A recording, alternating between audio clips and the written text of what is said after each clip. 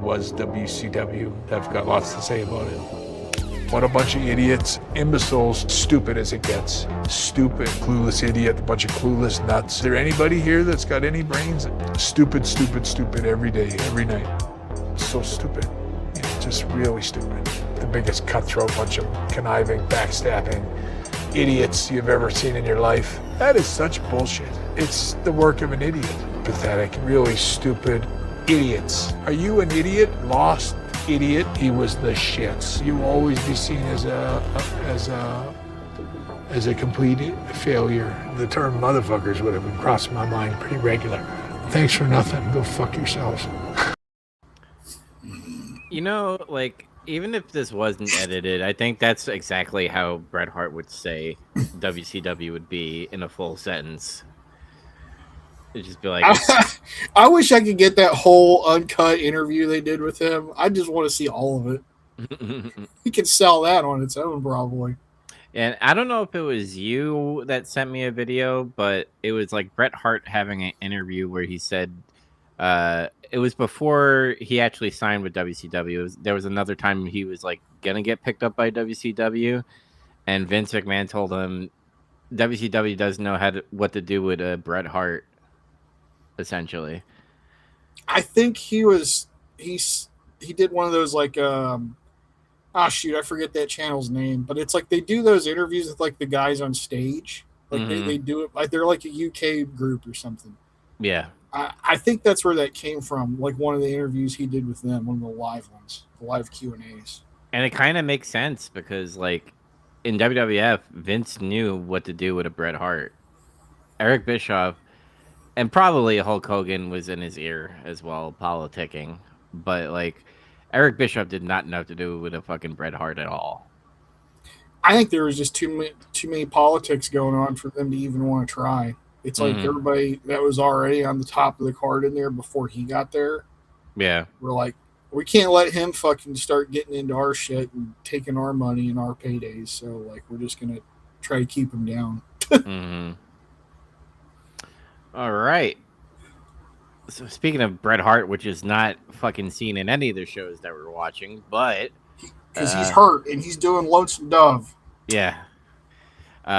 But we are at the King of the Ring on my birthday, June 23rd, 1996, in the Mecca of Milwaukee, Wisconsin, with an attendance. How old were you here? Hold on, I gotta count. I'm fucking so tired right now. So 88, 89, 90, 91, 92, 93, 94, 95, 96. I'm 9 years old. And I didn't get to see this live. I got to see it bootleg later on off of my aunt and uncle's illegal fucking cable box. I saw this live on my grandpa's illegal cable box. So, dude, those were amazing back in the day. They were so illegal, but fucking everybody had one on the street. Yep. And that's how I got to watch fucking most of my pay-per-views. What did Annie say? What? I'm tired. You guys. Oh, well, I'm actually tired. I'm usually up at this time, Andy. It's just like work was shit. But we're at I'm not tired. I'm not tired. You speak for yourself. He's tired. Yeah. We're at King of the Ring. Attendance is 8,762. I know you probably had this stuff, so I'm saying it right now. Buy rate is 6. And we have a 3-man booth. I'm so excited because it's Vince McMahon, good old JR, and Owen Hart. Which was a surprise. I was like, is he out here doing comedy? Is this just like for King of the Ring matches? He was there the whole night, actually. And it was a treat. It was great, honestly. Because I was like, somehow I completely forgot Owen did commentary for this whole show. I don't remember that at all. But dude, I wish he did more of it. I think he does do more of it because remember when that imitator makes fun of him later on? he does a lot of like commentating stuff later on, but that's like deep in the Attitude Era. Yeah. But first match of the night is Steve Austin versus the Wild Man Mark Merrow with Sable. So Ring semifinal. So does Sable like steal his music later on, pretty much? Yeah, that music that's his music, Yeah. it just becomes her music. That's great, dude. It's just like she stole all his getting overness. She also stole his music. That's fucking awesome. So not that I mean, whatever. You can make some kind of argument about Mark Merrow could have got over. No, I mean just the way for that audience and everything, the way they presented all that, she got over more than he did. I mean, he got over for a little bit. He fucked Sable for a little bit until Brock Lesnar stiff armed him out of the way. Well, that's another story. Yeah. But yeah. I love Owen was running Sable down too. It was funny. He's like, "Look at her. She's homely. She's not that good looking. I don't know what the big deal is about her."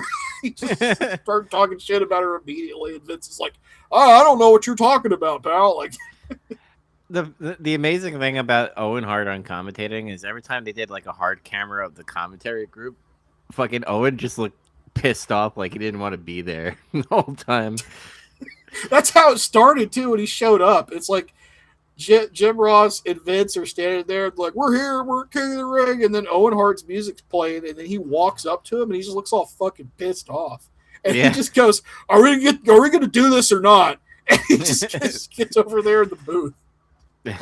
I'm here to offer my expertise. We're gonna talk about this throughout the night for this pay-per-view, but I think he was there just to annoy Jim Ross. I feel like Vince just like brought Owen Hart just to say shit for Jim Ross to go fucking nuts at times. Maybe, I don't know. I don't know how, if Vince was in that mode of wanting to pick on JR or not right now, but it's also the first time we've seen JR for a while. I think, what was he at WrestleMania? I don't remember if he was. Yeah, so that was like the last time we saw him on anything. It was a treat because man, he's peak fucking JR right now. He's like building up to fucking "I hate you, Triple H, you son of a bitch." Damn your soul. Yeah. Oh yeah. Also, they showed that clip of the Raw match before King of the Ring where he like jumped off the apron and attacked Mark Merrow in the back of the head with his cast, his fucking gimmick cast or whatever. Yeah. And he's like, "I slipped. It was an accident. I was trying to congratulate him." They're just like, whatever. And every time he like did something illegal, like he would like talk really quickly. He's like, I was actually trying to help my manager, as you can see right there. That's all I was trying to do. I was trying to help my manager. He jumps off top rope and hits somebody in the back of the head, giving them CTE. I love Owen. Rest in peace, man. But this match it's all right. I thought it was all right. Yeah. Didn't they have like a match before, and we were just like, they're not clicking at all? I think so. I think it was a few weeks ago, or it could have been in May. I think, and this one was better. Yeah. And like so far, this might be the best match Merrow had that we've seen. Besides that one with Triple H, I guess. He did a lot of like wild moves. Wild, get it? Wild Man Mark Merrow. But he was doing like moves that he never do with Johnny B. Bad at all either. Because he does like this top rope fly over, but like does a flip and his ass like hits you on the back of the head. Oh yeah, no, he did that as Johnny B. Bad occasionally. Oh, I didn't see it that often. Maybe I missed it. He didn't do it all the time though. It was something he'd do once in a while. He's doing it more here, but probably because Vince is going, "You're wild. You got to do crazy shit and all that stuff." He's probably trying really hard right now. I gotta get over. I want to climb the card, brother. But solid, pretty physical match. Nero sells more than he gets offense in. And he's like kind of fighting underneath the whole time, but that helps. It works for him. That's like what he's good at, I think. Mm-hmm. Austin's just like punishing him. Like he's hitting him with a bunch of high impact moves, just beating his ass, honestly. Dude, what is that move? It's kind of like a stun gun, but he like puts him in a power bomb and he like tosses him backwards. That was just a power bomb throw stun gun. Yeah, I've seen him bust that out before. He did that in Japan. That's the last time I remember seeing him do that. Dude, that's so insane. And Mark Maurer actually sells it pretty well. What's funny is Steve Austin was saying like one time, like I forgot what I was watching. It could have been probably his podcast, the one he used to do for like WWE, like they recorded it. Oh, Broken Skull or whatever. I think so, and they were talking about like, why'd you quit doing the stun gun? And he's like, man, it's just really hard to do. You talk about how much precision and timing you needed to have to like do it, and like not everybody could do it easily. And then he just executed like the most difficult version of it, where it's like he's like, I got a power bomb, throw this guy up above my head behind me, and I can't see where he's flying. Hopefully, he hits it. Yep, and he did. So kudos to both of them. Yeah. There was what else did Austin do? He peeled the floor mats off and did like a gorilla press to Mero on the floor, like on the concrete. Eventually, like Austin just hits him with a stunner and he pins him. Like he just beats his ass through most of this match. This is the first time they like oversell the stunner though, because they were like, "That's it, he's out," and then he was out. Which again, it's such a fucking treat to like see a finish be a finish instead of just being like. And I know there's times you get to utilize the kick out of a finish. I mean, we're gonna see it with Diamond Dallas Page with the Diamond Cutter, because they're selling that as well. And I just wish wrestlers would go back to doing that. They kind of did it with what do you call it? Cody's Crossroads. Even though I need 3 to fucking kill him. Like it's kind of like a boss a little bit. Like when you're a newbie, it's 1 crossroad. When you're like kind of a veteran, it's like 2. But when you're like a final boss to Rock, it's always 3. So that's why I like what Cody does with that. And he actually finishes with that most of the time. Yeah. At WrestleMania, he hits 3. Yeah. During this match, Austin got his lip split open. I think Mero did a drop kick, and like that's where I saw it, because I remember I was looking for it this time. I was like, he's told this story before where he had his mouth busted open and he had to go to the hospital and get stitches, and he got like Novocaine shots or some shit and went right back. I mean, they talk about it in this pay-per-view. Like he was in the emergency room and he got 15 stitches or whatever. I saw it, and that was it. I'm pretty sure it was that drop kick he took. And there was an angle one time where he was like laying down, and it was like the camera was like looking down at him laying down. And I could see the top of his lip was like kind of split open. Ugh. And I was like, fuck. Yuck. But pretty good match. I gave it a 6.7.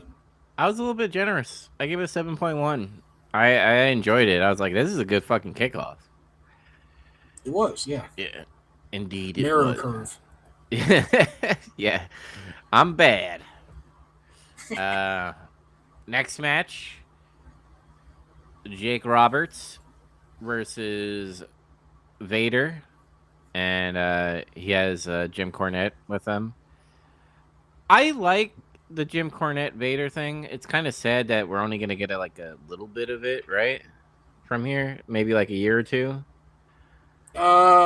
It lasts through this year, and I think they get broken up because I think Cornette stops managing on screen like after this year. Oh, he becomes like a back guy, like a producer.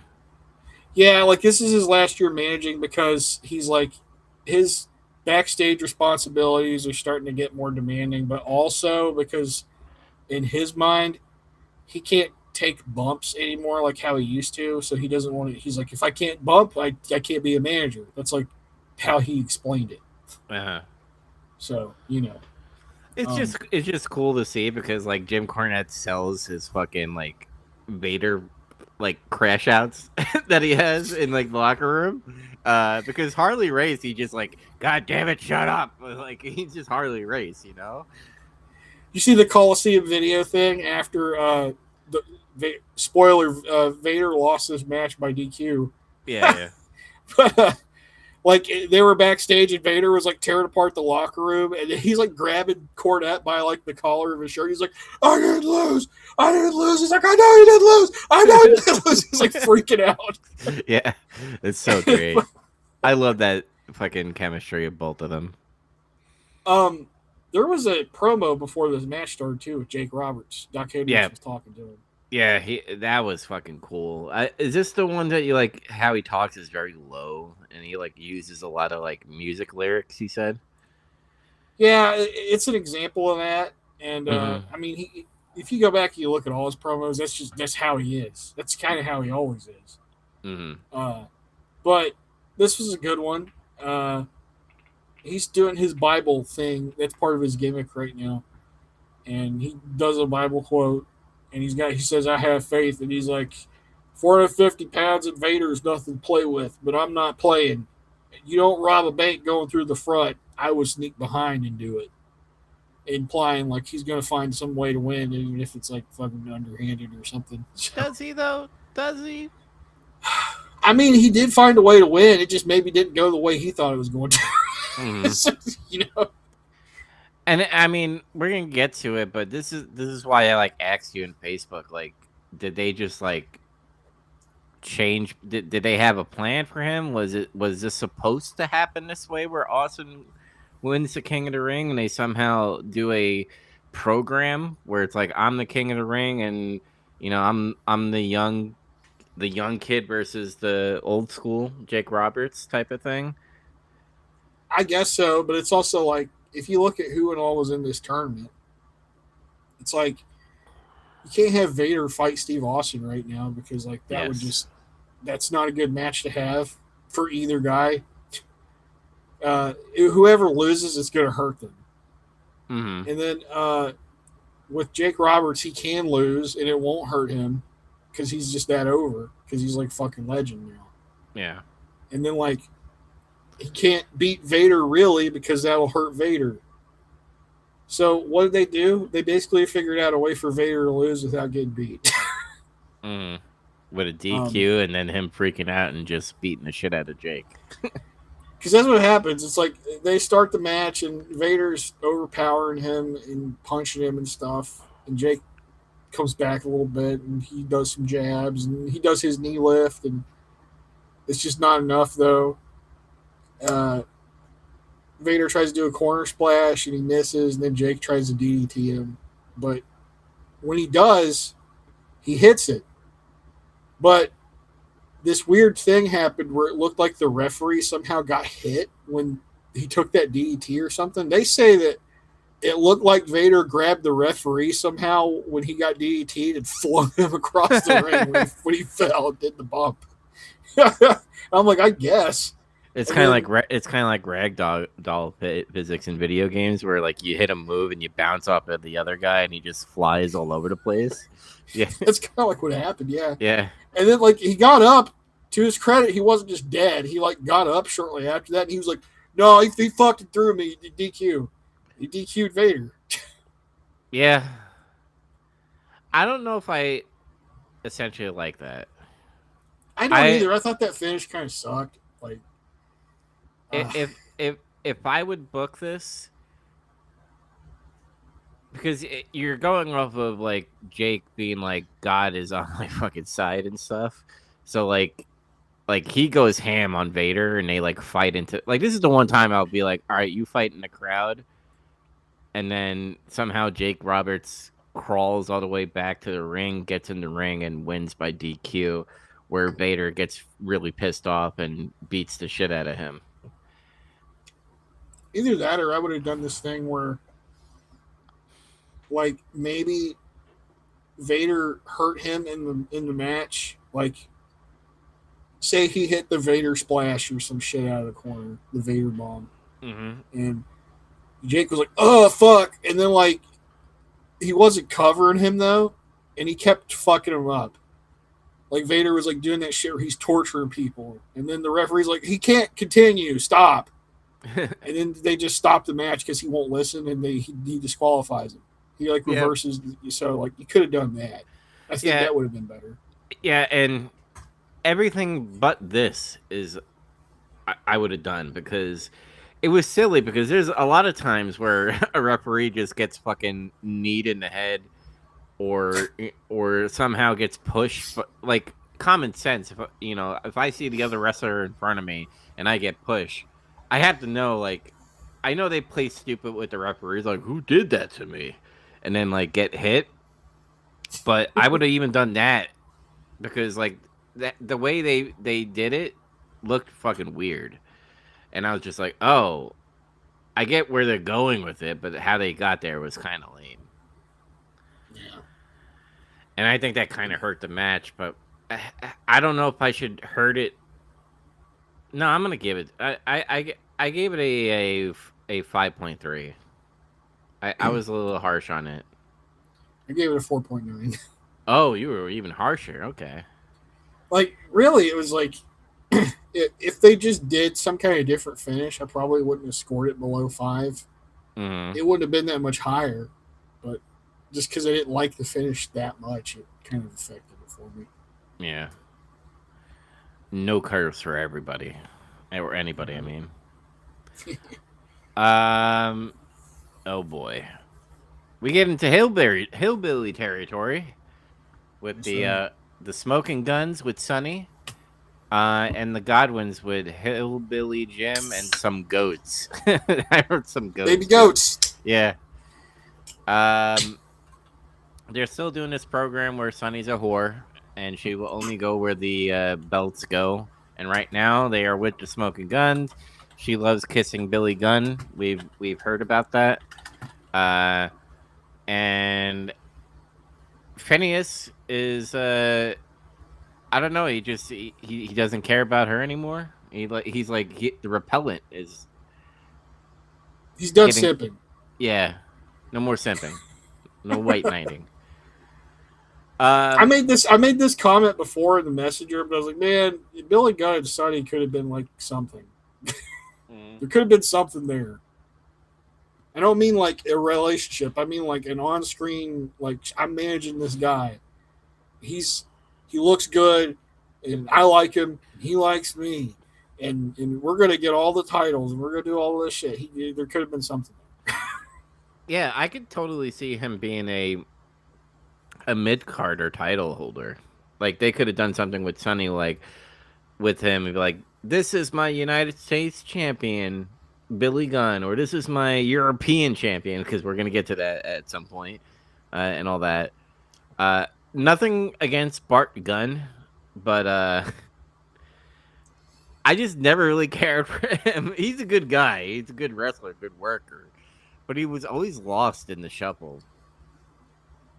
Kind of was, until he won Tough Enough when he wasn't supposed to, or not Tough Enough, but Brawl for All. Yeah. Yeah. But yeah, that just kind of struck me when they did their little thing before the match started. Yeah. But this match is all right. It's just all right. This is a Raw match. It really was. It felt like a Raw match. While the match is going on, they show Cloudy backstage, the Body Don, his new manager. And it's a guy in fucking drag. It's what it is. That's Vince, dude. He's like, buddy, look at that, pal. We got Goldust and we got you. Goldust would have been better, at least. Yeah. But no, like, this has to be a Vince thing for sure, like you were saying. Yeah, and when I meant where I was like, I like that, like, she gets all crazy about the jealousy thing. I just think it's funny, like, how she sells it. She's like, what? Now they got a new girl? She's not even good looking. Like they do that type of like '90s bullying stuff. I got more to say about that later because Yeah. like I had like a thought about that while that was going on, Mm. but we'll get to it. Okay. She does this thing where she blows a kiss, and then Owen's like, "She blew a kiss at you, JR." And then JR's like, "I'm a happily married man, and she's definitely not my type."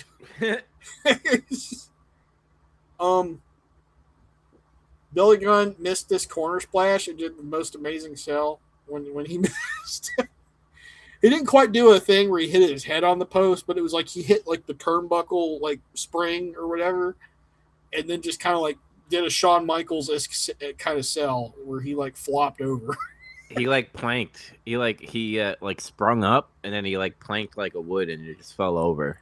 Let me put it another way. He sold like Dolph Ziggler, who sells like Billy Gunn, who sells like Mr. Perfect.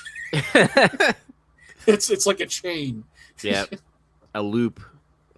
Mr. Perfect, who sells like Shawn Michaels, sells like him, sells like Billy Gunn, sells like or Dolph Ziggler. That's the evolution there.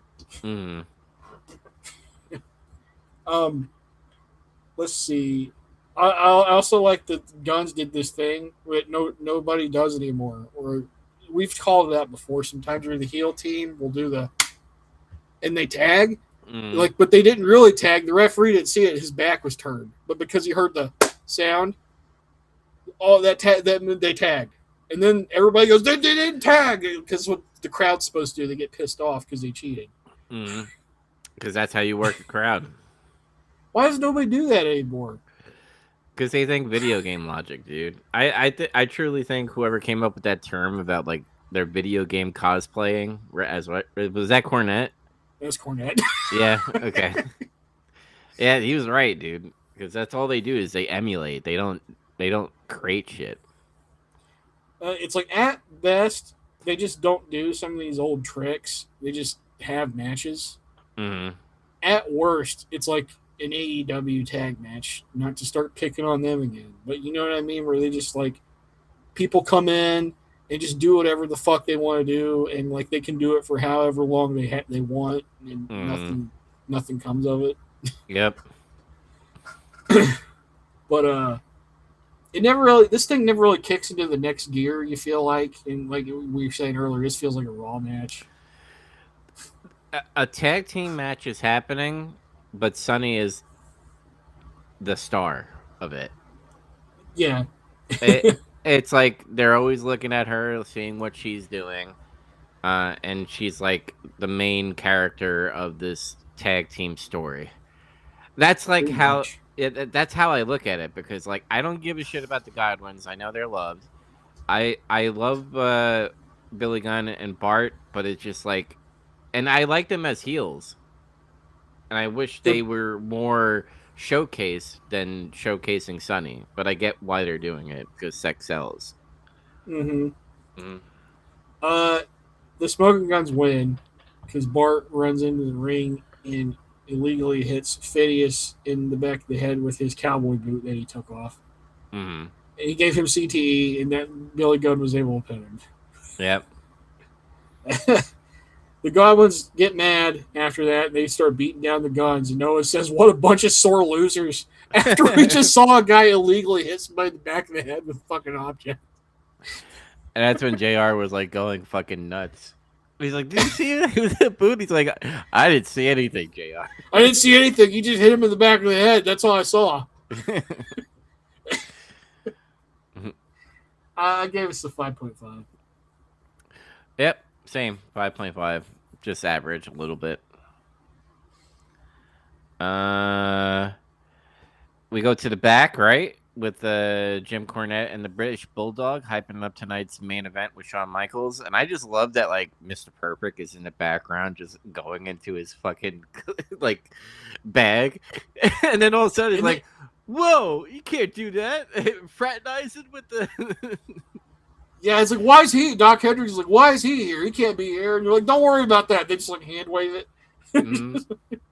I also like how Clarence Mason's standing there and he's miraculously healed. He's not in like that weird cast where he was in like the retard position permanently and all that stuff. And he's like, remember his voice was like, I can hardly talk, Vince. I'm sorry. Like, he's just normal now. I just love how Cornette like takes his jaw and does this, and he's like, "Oh, you're good now." Jim says HBK has been flying first class, but now he's going to be coach from now on. Mr. Perfect's hanging out, and yeah, they do that bit. Yeah. And why is he here? Wouldn't that be collusion? And, nah, it's not. But Bulldog says he's gonna be the triple header when he wins because he's been IC champ, he's been tag champ, now he'd be world champion. That's true, actually. Mm-hmm. But do they pull the trigger? We will see. My favorite part of that though is Owen says they were all golfing together with Mr. Perfect and assured him that he would call it down the middle. And I was like, "You're not helping us, Owen. You were golfing with the referee of the main event." No. Then Jerry Lawler comes out after that. And then I was like, "Oh my god, I forgot they're having a match." That was like my light bulb. I was like, "Oh." Oh, this thing, yeah. Yeah. It's okay that he tries to do something to soften the blow a little bit, which is make fun of Milwaukee. Yep. Call them all And drunks. It was funny. It was honestly kind of funny because it was just like, imagine King roasting the fans when he's able to still say like some pretty edgy shit, which he did. Yeah, he like made fun of retard kid. Yeah, he basically called some kid a retard, more or less, and then he said like he was calling people fat and ugly, which is like, yeah, that's pretty baseline stuff, you know. Drunks, and he was making fun of the Brewers because they suck, I guess. But this girl will make me want to go to gold. Will make me turn into gold dust. Or is that what he said this. They looked at this woman who was a very average looking woman. Yeah, she was good looking. He said women like you turn men into gold dust. And she's like, fuck. Yeah. It was funny though. And then the Ultimate Warrior came out. And he was like, oh, okay, the fun's over now. Dude, is this like an actual like? When's the last time he did a Warrior entrance? Did that not count because he didn't run that far? Well, no, he ran this far. Like he did. He actually did the run. He ran to the ring. He did his little rope thing. But the other time, I don't remember him doing a run at all. Well, I remember him and Goldust in the middle of the ring, and he just did that weird segment. So, yeah, I think the other times I see him on Raw, it's like, remember he showed up in the fucking baseball hat? Baseball cap Warrior, yes. Yeah, and then, like, so he wasn't going to do his Warrior entrance there. But I thought you were like referring to how he didn't have very far to run. Because in some of these newer arenas they're doing shows at, he doesn't. He doesn't have to run that far. It's not like in the old days. Yeah. Yeah, I think then he had the pyro this time too. And then it freaked King out. That was funny. He's like, "What the?" Because there's suddenly pyro behind him. But the match happens, and it's a Warrior match in like the worst way you could argue. Why King was trying. I hate when they do contracts like this where I have to have this match because it feels forced, dude. It feels like Vince is like, I want to get the Warrior back because Warrior is a big thing and I need a big name right now while Brett is gone and stuff, and HBK is still learning how to main event essentially. So like I could see Vince being like, all right, I got the Ultimate Warrior, but what do I get in return for this? Oh, I gotta push his comic book. Oh, I gotta push his university. And I guess he has to win these matches. I mean, I don't know that you bring the Warrior back to lose anyway, but like, But book it better. Like, book it better, Because it just looks like... I mean, this is more probably on the Ultimate Warrior. It's like, you're going to pay me a buttload of fucking money, and I'm going to push this shit. My thing is now, especially, he just feels really out of place in the WWF. Oh, yeah. He's essentially almost kind of like Bob Backlund. But at least Bob Backlund, he knows how to fucking work a crowd in today's era. Like he kind of was able to do something when he figured out the crazy Bob Backlund shit. yeah. That's what I'm saying. Is like he knows how to adapt, but like he's still a relic. He kind of just looks like a relic from the past. But being This that, is worse, though. You know, yeah. I think this is worse than that because it's like in that time where the Ultimate Warrior came about, it fit in with that stuff somehow. It didn't feel, even though the matches sucked, whatever. Everybody knows that. It still felt like it fit into the show. It doesn't. It feels super out of place now, and it's just jarring. It's even if like Jerry Lawler's not in, he doesn't fit in with this crowd of guys. It's like I guess not, but he at the same time he's a well-known wrestler, and he's still like a guy that would be on a wrestling card, and you wouldn't feel weird that he's there. So that's different in his case. Well, he's gonna be gone soon, so thank God. I don't think it's much longer after this. I really don't. Yeah, because I don't know what else you do with him. That's the other thing is like what the fuck do you do? Like what is your program that you set up for him next? Because it's like, goddamn. I mean, if he really wanted to work, which I know he wouldn't, is I would have him do something with Vader. I don't know if I want to do that. Well, I know it sounds good on paper, but to me, it's like I feel like Vader just gets hurt in the end by working with him. True. Kind of like Hogan, because like, see, if Hogan was willing to do business with Vader and put him over, it would have worked, but he didn't want to. So I think that could have worked, but Warrior won't want to do any of that shit anyway. And he also sucks. So Yeah, I don't know. He's just lost and out of place. So, King tried to do stuff to him, and he like tried to choke him with his wrist tape, and he tried to he did hit a pile driver, and Warrior stood up immediately after, and I fucking hated that. Yep. So I hate that so much. And he didn't even press slam King, which I thought was interesting. All he did was he did a bunch of his clotheslines, and then he hit that shoulder tackle thing, and he pinned him off of that. He didn't even do his press slam or his splash. And maybe King was like, I don't want you to fucking press slam me. Maybe because he didn't trust him or something. Just hit me with your bullshit, and I'll fall over and you can bend me. Either that or he was lazy. Or he could have been lazy. Maybe he was like, I can't get guys up for the press slam anymore because my muscles tear because they're unnatural. I don't know. But I gave us a 4. The only reason I didn't score it lower is because it was short, thank God. I gave it lower. I gave it a 3.7. I just don't care. That's fair. You know what? I'm going to give it a 3.9. Solidarity. But we got a good palate cleanser after this, though. So we did. After that match, Doc Hendricks in the back with Gorilla Monsoon, who's in Jake Roberts' dressing room. There's like a doctor there, like fucking working on him or something.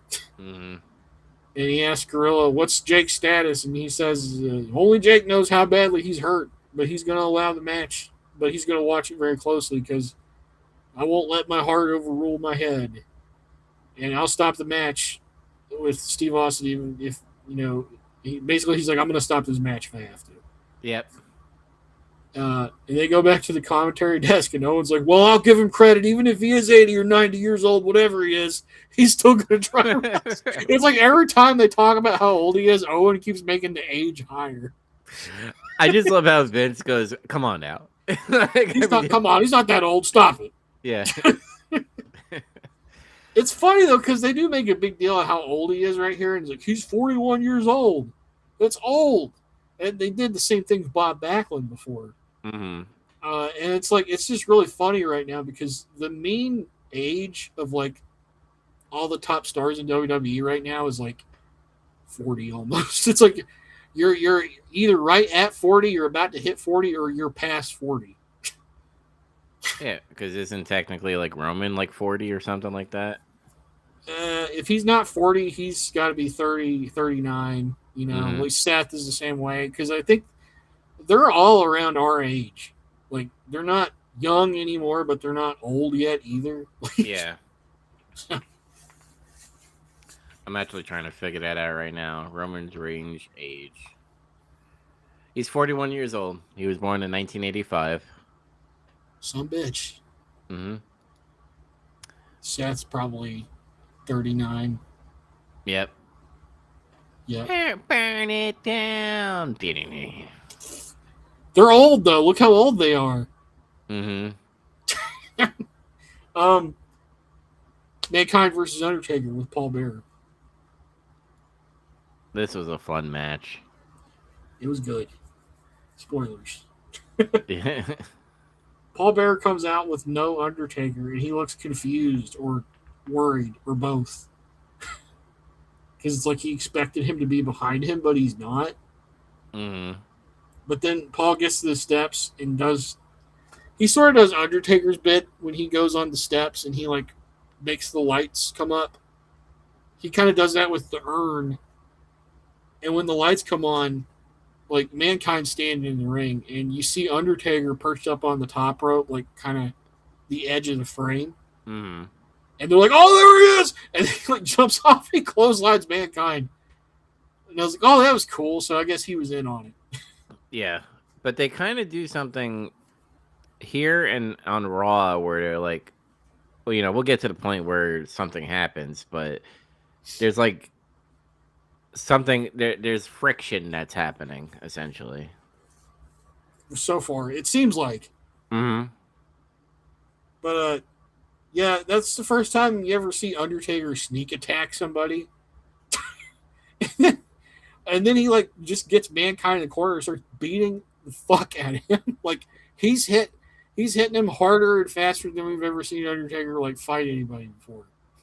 Yeah, because this is like his reverse Flash, essentially. Yeah, and it's like this is like what ratchets up like Undertaker's intensity, like his in-ring stuff, to where he gets to the point where he's like the more modern version of him that people know, and like in terms of how he works. It's like after this feud, he's pretty much like out of that old mortician dead man mode, zombie mode, basically. He's completely out of it. Man, now he's like the dead man. Yeah, the Phenom. Mankind, like it's interesting too because it's like the whole reason he's like this is just because Mankind. He's been attacking him for weeks and fucking him up and like choking him out, appearing in his own casket to fuck with him and put him in it. He's kind of like the Freddy Krueger in his bad dreams. Yeah, this is Jason versus Freddy versus Jason. Mm-hmm. Mankind took a backdrop onto the floor. That's a pretty big move in WWF. Nobody really does that. Mm-hmm. That's another thing. This is a pretty violent match for WWF in 1996 terms, like in terms of what they did. Really, there were chair shots. Nobody really uses a chair, hardly ever, right now. Mankind took one to the head. Yeah. And Mankind hits a pile driver at Undertaker and he pins him, but he kicks out. And Mankind freaks out and he's having a seizure and he's pulling his own hair out and everything. Yeah, Vince is like, he's pulling his own hair out. Look at that. He's nuts. I think he likes pain. It's like what Owen was saying. Yeah. Once he got that out of his system, though, he runs over to the corner where Undertaker's laying with Paul Bearer there, but he steals the urn from Paul Bearer. And Mankind's like going to cave his skull in with it, but Paul steals it back from him. And they continue like fighting in that corner for a minute. And then Mankind gets the mandible claw on Undertaker, and he's like backing him into the corner. And then like he's slowly getting him into the corner. And Paul Bearer's like up there on the corner facing him. He's got the urn, like he's gonna hit Mankind in the head to like free him. Mm-hmm. But what happens is like at the last second, like Undertaker like slips out of it, steps forward, and then he gets hit in the head with the urn instead. Mm-hmm. And then Mankind gets him back in the shit, and he's out cold, so he just loses. Did you mention a part where they're on the outside and Taker's like sitting by the steps and he like fucking knees him in the head? That shit. Oh, that looked great. Yeah, that was fucking cool. Yeah, Mankind, Mick Foley, Cactus Jack, whatever you call him. He does that running knee thing in the corner in the ring. He did a version of that out on the stairs where he like flipped over the stairs to sell like the velocity of the move and everything. Mm-hmm. It was great, and it made a really good noise. Yeah, it's good. when Paul Bearer accidentally hit the Undertaker, Owen asked the question, "Was that an accident?" Kind of like setting up. So I was like, "That's great. I love the storytelling." Of course it was. Of course it was an accident. Mm-hmm. But man, this match was really, really good. We're gonna have a treat later on in the years because they're gonna have many matchups, and especially the big one in Hell in the Cell. But I give it a pretty high score. I gave it a 7. I liked it a lot. I gave it a 7.5. Oh shit! Nice. I just liked the intensity of it a lot. It was really cool. Yeah, and it was a good palate cleanser from that fucking Warriors shit. Yeah. See, this fits in. The zombie Undertaker fighting this crazy guy fits in. Mm. Not a king and a fucking I don't know what he's called, a warrior fighter guy, whatever. I don't know. An ultimate warrior? Yeah, I guess. A dingo warrior? Blade Runner Rock? No. After the match, Mankind he tries to go after Paul Bearer with a chair. But like Undertaker manages to like stumble out of the ring and he tries to like go after him. But he can't really make it. So Mankind just kind of hugs the chair and just gives up because he thought that was funny, I guess. We're back with Doc Hendricks, who's with Mr. Perfect, and Doc asked Mr. Perfect about being in Camp Cornette's dressing room and stuff, and he's like, well, that spells collusion. And Mr. Perfect's like, you can't even spell collusion. Before he can even say anything, like, Shawn Michaels shows up, he's like, look, if you raise the hand of the better man, you'll have earned the moniker, and call it right down the middle. And he leaves, and Mr. Perfect's like, he seems nervous. He's like, I'd be nervous too if I had to wrestle a British Bulldog. And he just leaves.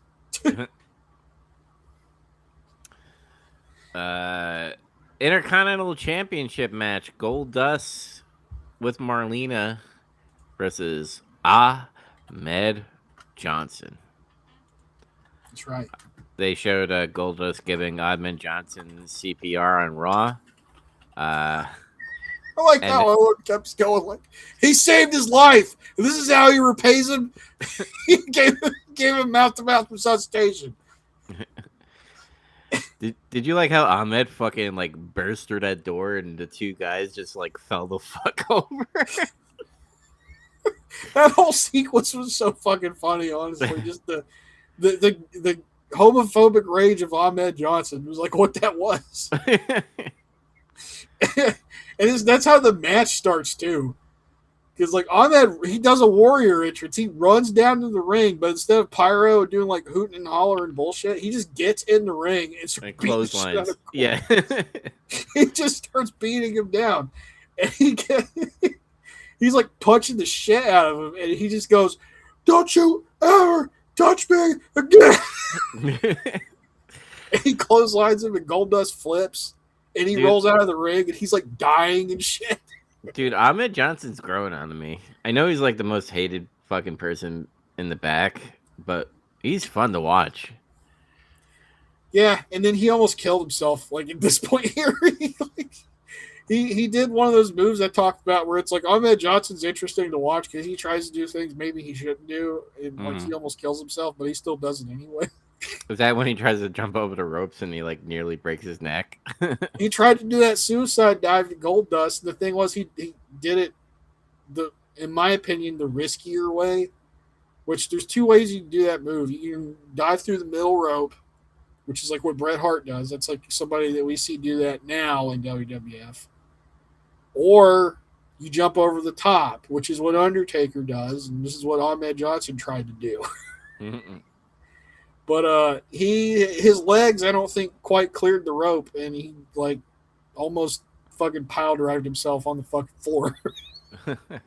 Goldust still, it kind of made it look like, oh, he hit me, and he fell over, just barely. Mm-hmm. But I was like, God damn, he almost killed himself. This is crazy.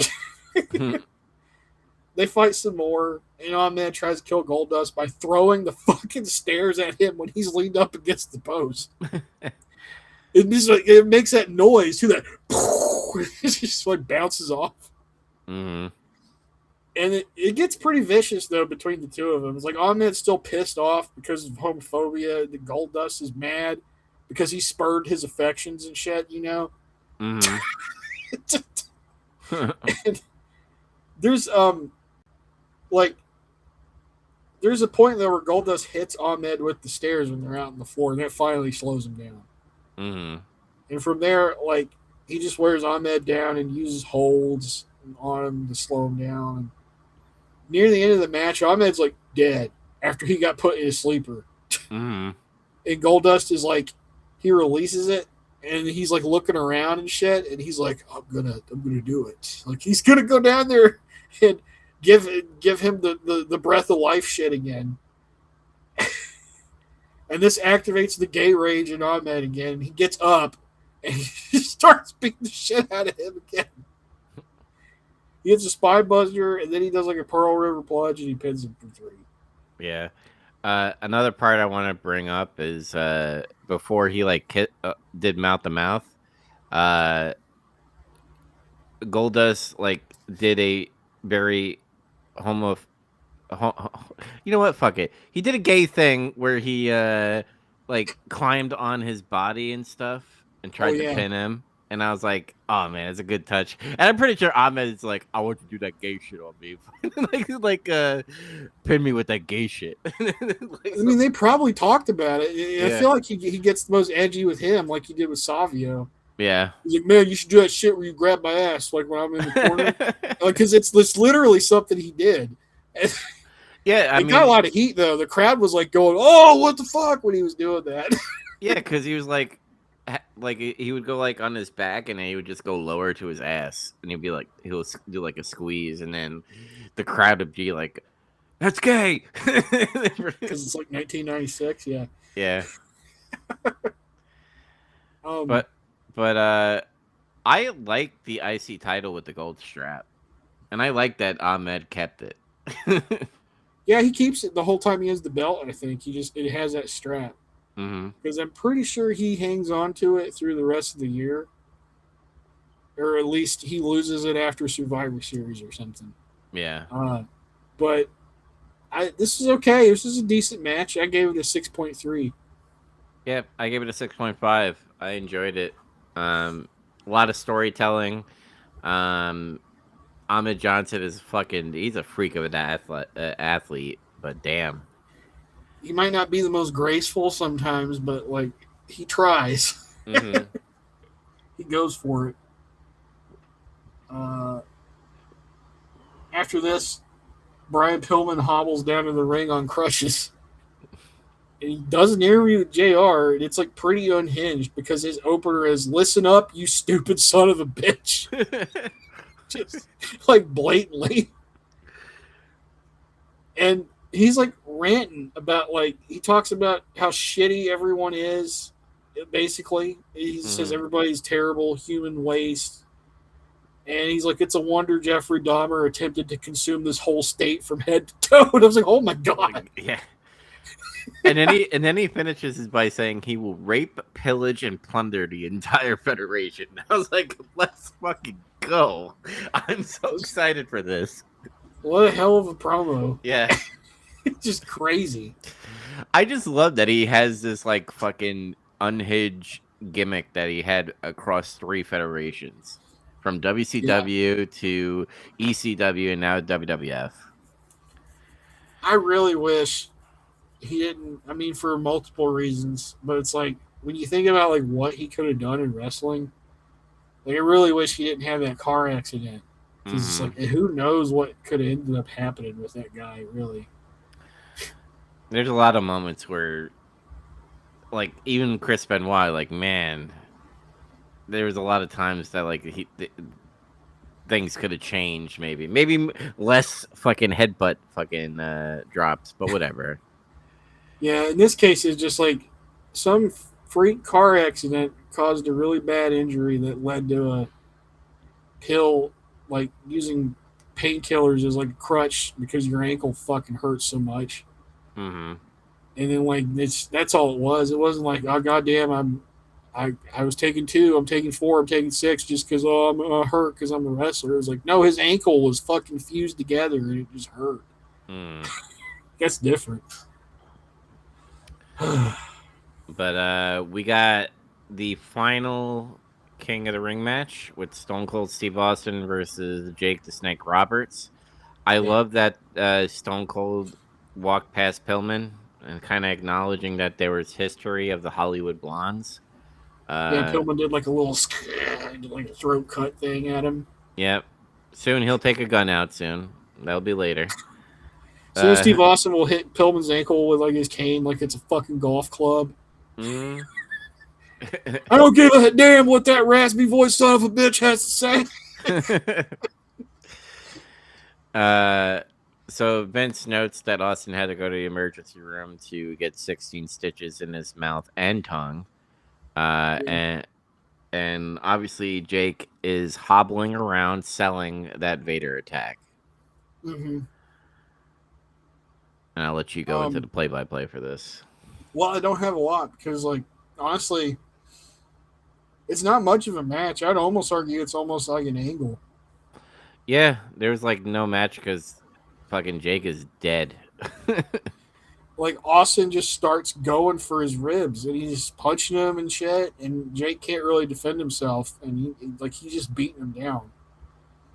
He does get a moment where he gets a little bit of offense, and he gets an opportunity to land a DDT because like Gorilla Monsoon comes out and attempted to stop the match, and like there was just like this pause. We're just I could DDT him now and beat him, but no. And he also didn't want to stop the match, so Austin like turned it back around and he did a bunch of shoulder tackles in the corner of Jake's ribs, and then he stunned him and pinned him. And that's kind of it. And it's just like it was more of an angle, I think. Yeah, I didn't really score it because I was like, what? Like, nothing really happened on Jake's side besides that small offense. So, yeah, I gave it no score. It was more about showing, like, this guy was fucked up. He couldn't wrestle, and he got beat because of it, really.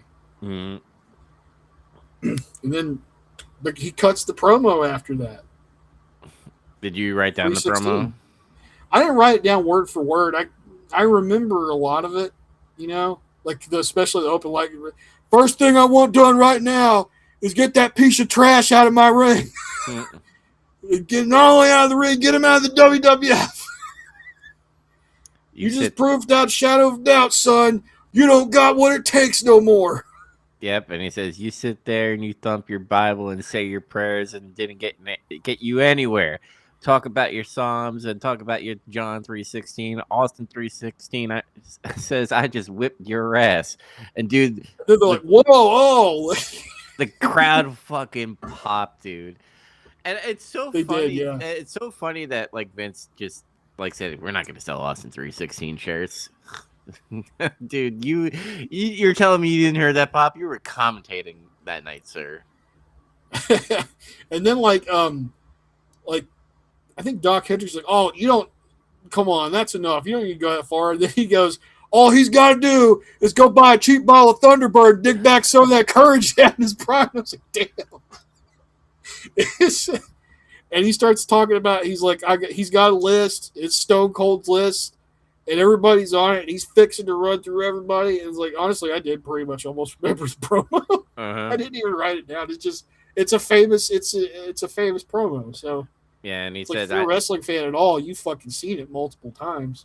I don't give a damn if it's Davey Boy Smith or Shawn Michaels. Steve Austin's time has come. When I get the shot, Yeah. you're looking at the next WWE champion, and that's the bottom line because Stone Cold said so. And he does a little iconic fucking head bob. Yeah. Yep. He did. He got 2 of his catchphrases in on one promo the first time he ever said them. Yep. This is crazy to think about that too. Mm-hmm. And yeah, I think Doc Hedges is like King of the Ring, Steve Austin, anything but humble, and he because he just walks off. He doesn't even get like the stupid crown or the scepter or do the stupid coronation on the throne. He just fucking leaves, which is great. That's exactly what he should do. Yep. And there was like other like Jerry went on that podium because he's the king. Get it, huh? And then the fucking Warrior did a weird thing where he like went up there and like touched the crown and just left. Why did he do that? I don't know. Remember that? Yeah. It made sense that King would do that. He's like, look, nice throne. It's not as good as mine. Nice scepter. And he like took it with him because he used it on him in the match. Mm-hmm. That's how he started the match, actually. But great promo. Just that it's like it's an infamous wrestling promo, really. It's iconic. Yeah. Main event time. Yep. Shawn Michaels versus British Bulldog for real this time. Yeah. And there's a special guest referee, Mr. Perfect. But until there's not. Yeah.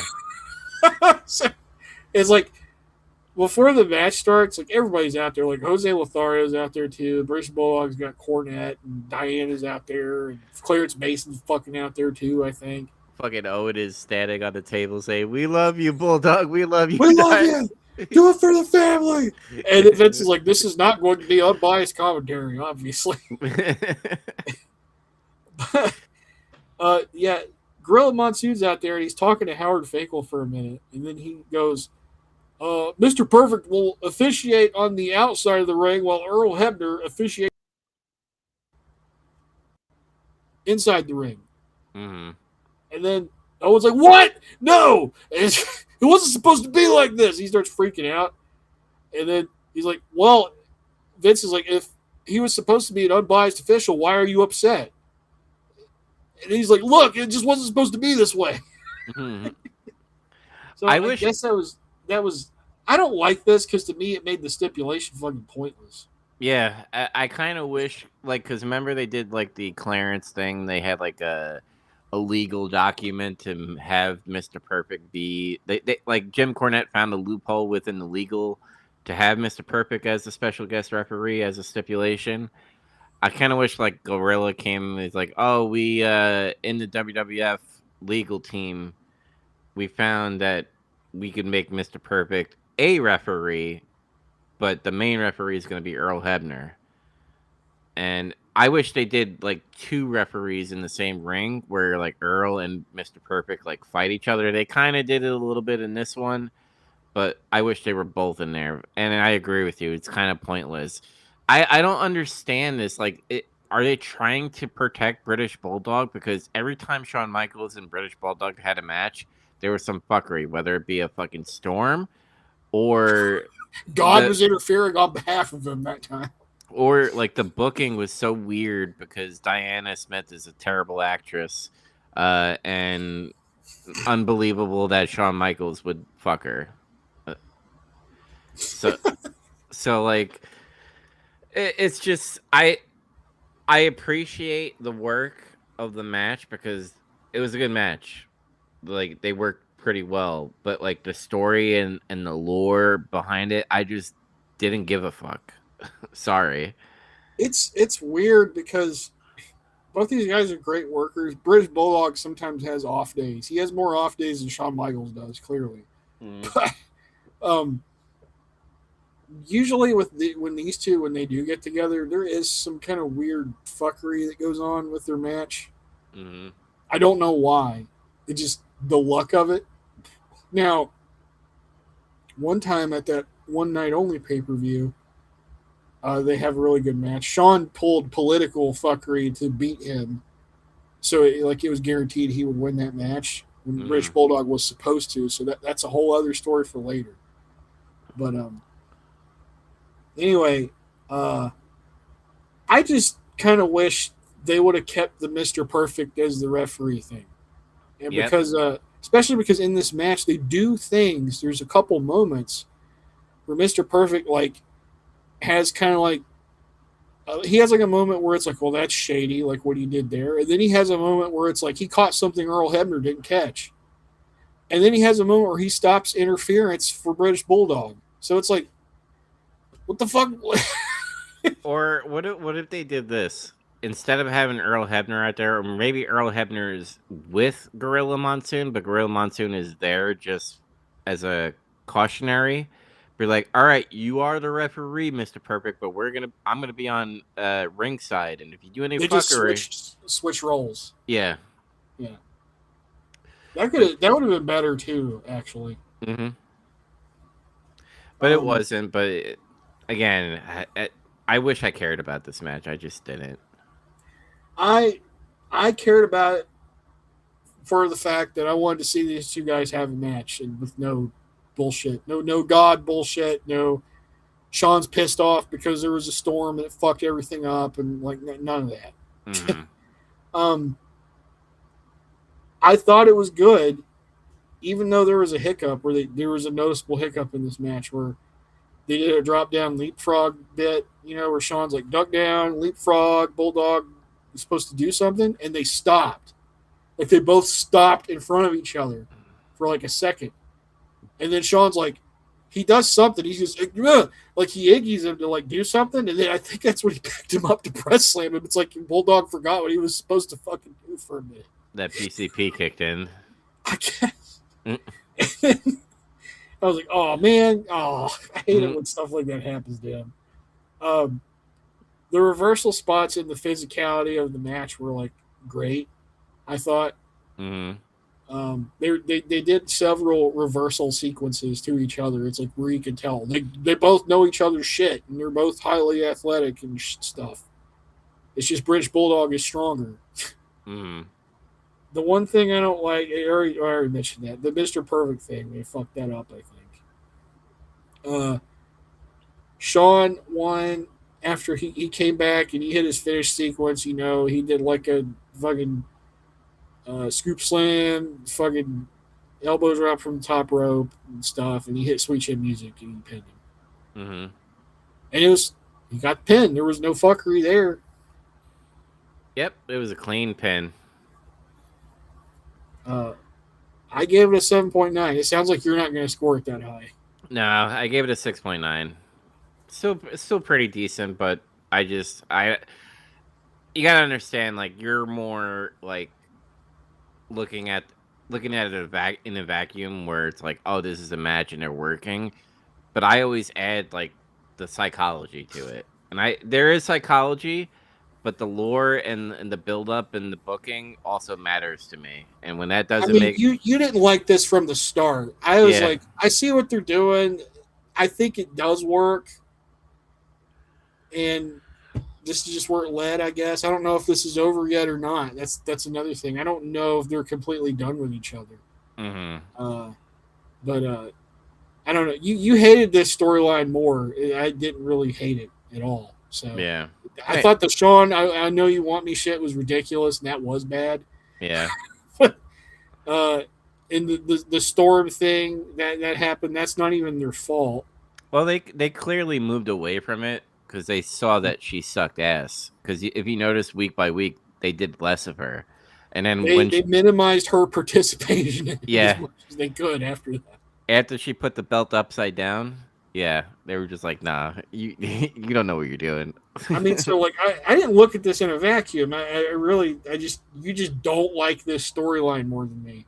Yeah. You dislike it more than me, I should say. Mm-hmm. I think that's all it is. Yeah. Oh,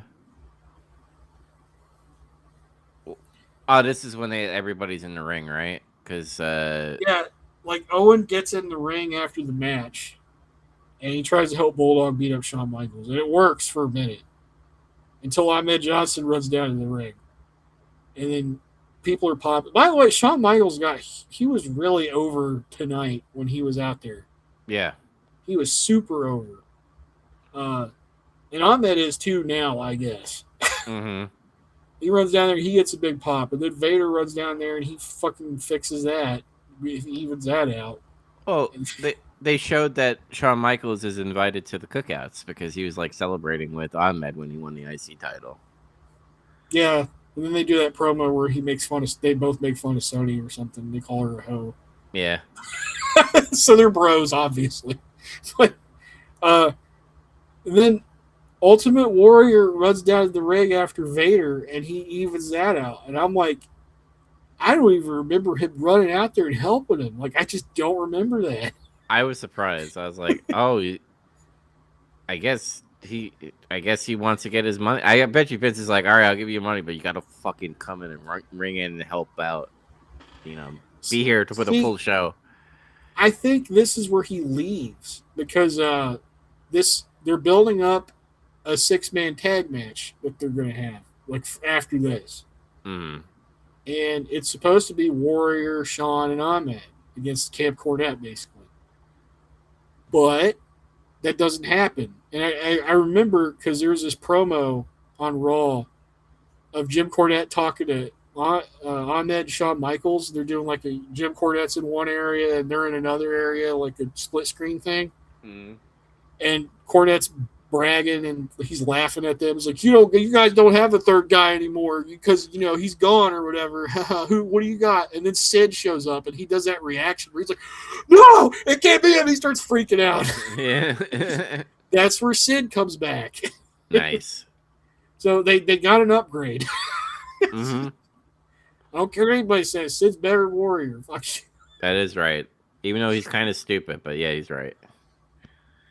You might be half the man I am. I have half the brains that you do. So, what'd you give the whole show? Pretty good show. It's historic, obviously, because of Austin winning and doing his promo. That shows this is the real Stone Cold now. Like basically from here on out, he's going to be like that. Mm. It's just going to build from there. Basically, every time they let him talk from that point, he's like that. Owen Hart was great on commentary too. It's insane. Like nobody talks about that. Like, and I've never heard anybody talk about it. Remember that time Owen did commentary on King of the Ring? And like I said, he's kind of like Jesse Ventura, but Canadian and easily. And he really is. He has like a similar like kind of delivery and some of his insights because it was just him making fun of people or anything. He also did like, this is how this move works, and you stretch the ligaments and it fucks you up. And like he explained like the technical part of the wrestling. Yeah. So he was actually like really good at that. Mm-hmm. So I don't know. Owen could have been a color commentator maybe if he retired and was like, I can't work anymore. My knees suck. You can do this if you want. Okay. Probably would have worked, but we'll never know. I think it would have. Yeah, well, unfortunately, we didn't get to see. I give it a 6.4 out of 10, the whole show. Yeah, I gave it a 6.3. I liked Owen on commentary. The main event was good. Just like I said, I didn't really care for the story. Even the King of the Ring, like there was like some questions, like the Jake the Snake and Vader thing, but we already talked about that. Obviously you couldn't have Vader go against Austin; it would hurt both of them. I think I remember this fondly, this King of the Ring, because of Austin doing his promo and winning. But as far as the other King of the Rings that we watch, it is kind of weaker, right? It's not as good as the first one, which is like that one's crazy though, because that's the one where Brett does his run, where he like wins the whole thing, and it's he has like 3 really good matches in one night. Yep. And then the Owen one where Owen wins and it's great, all that. Like both of those are better, I think.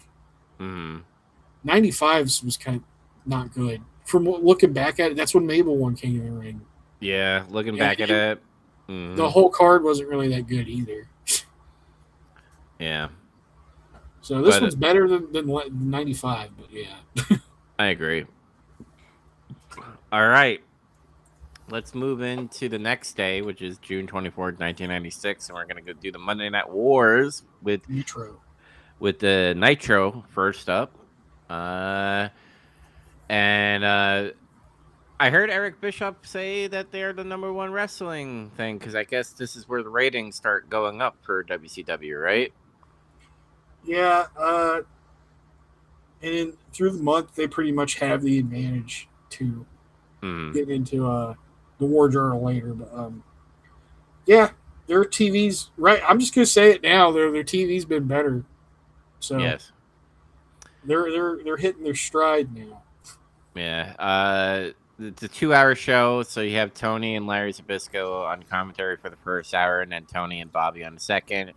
Tony Schiavone talking about Eric Bischoff at the Great American Bash getting fucking owned by Kevin Nash and Scott Hall. And then no, that's all I got right now. Because all I got is that apparently I found out a tidbit that Lex Luger apparently was going to be the third man that they were teasing for a little bit, but that changed. Yeah. That would be weird. Yeah. That wouldn't work. I don't think. Yeah, I don't think so either. They're in Charlotte, Flair Country.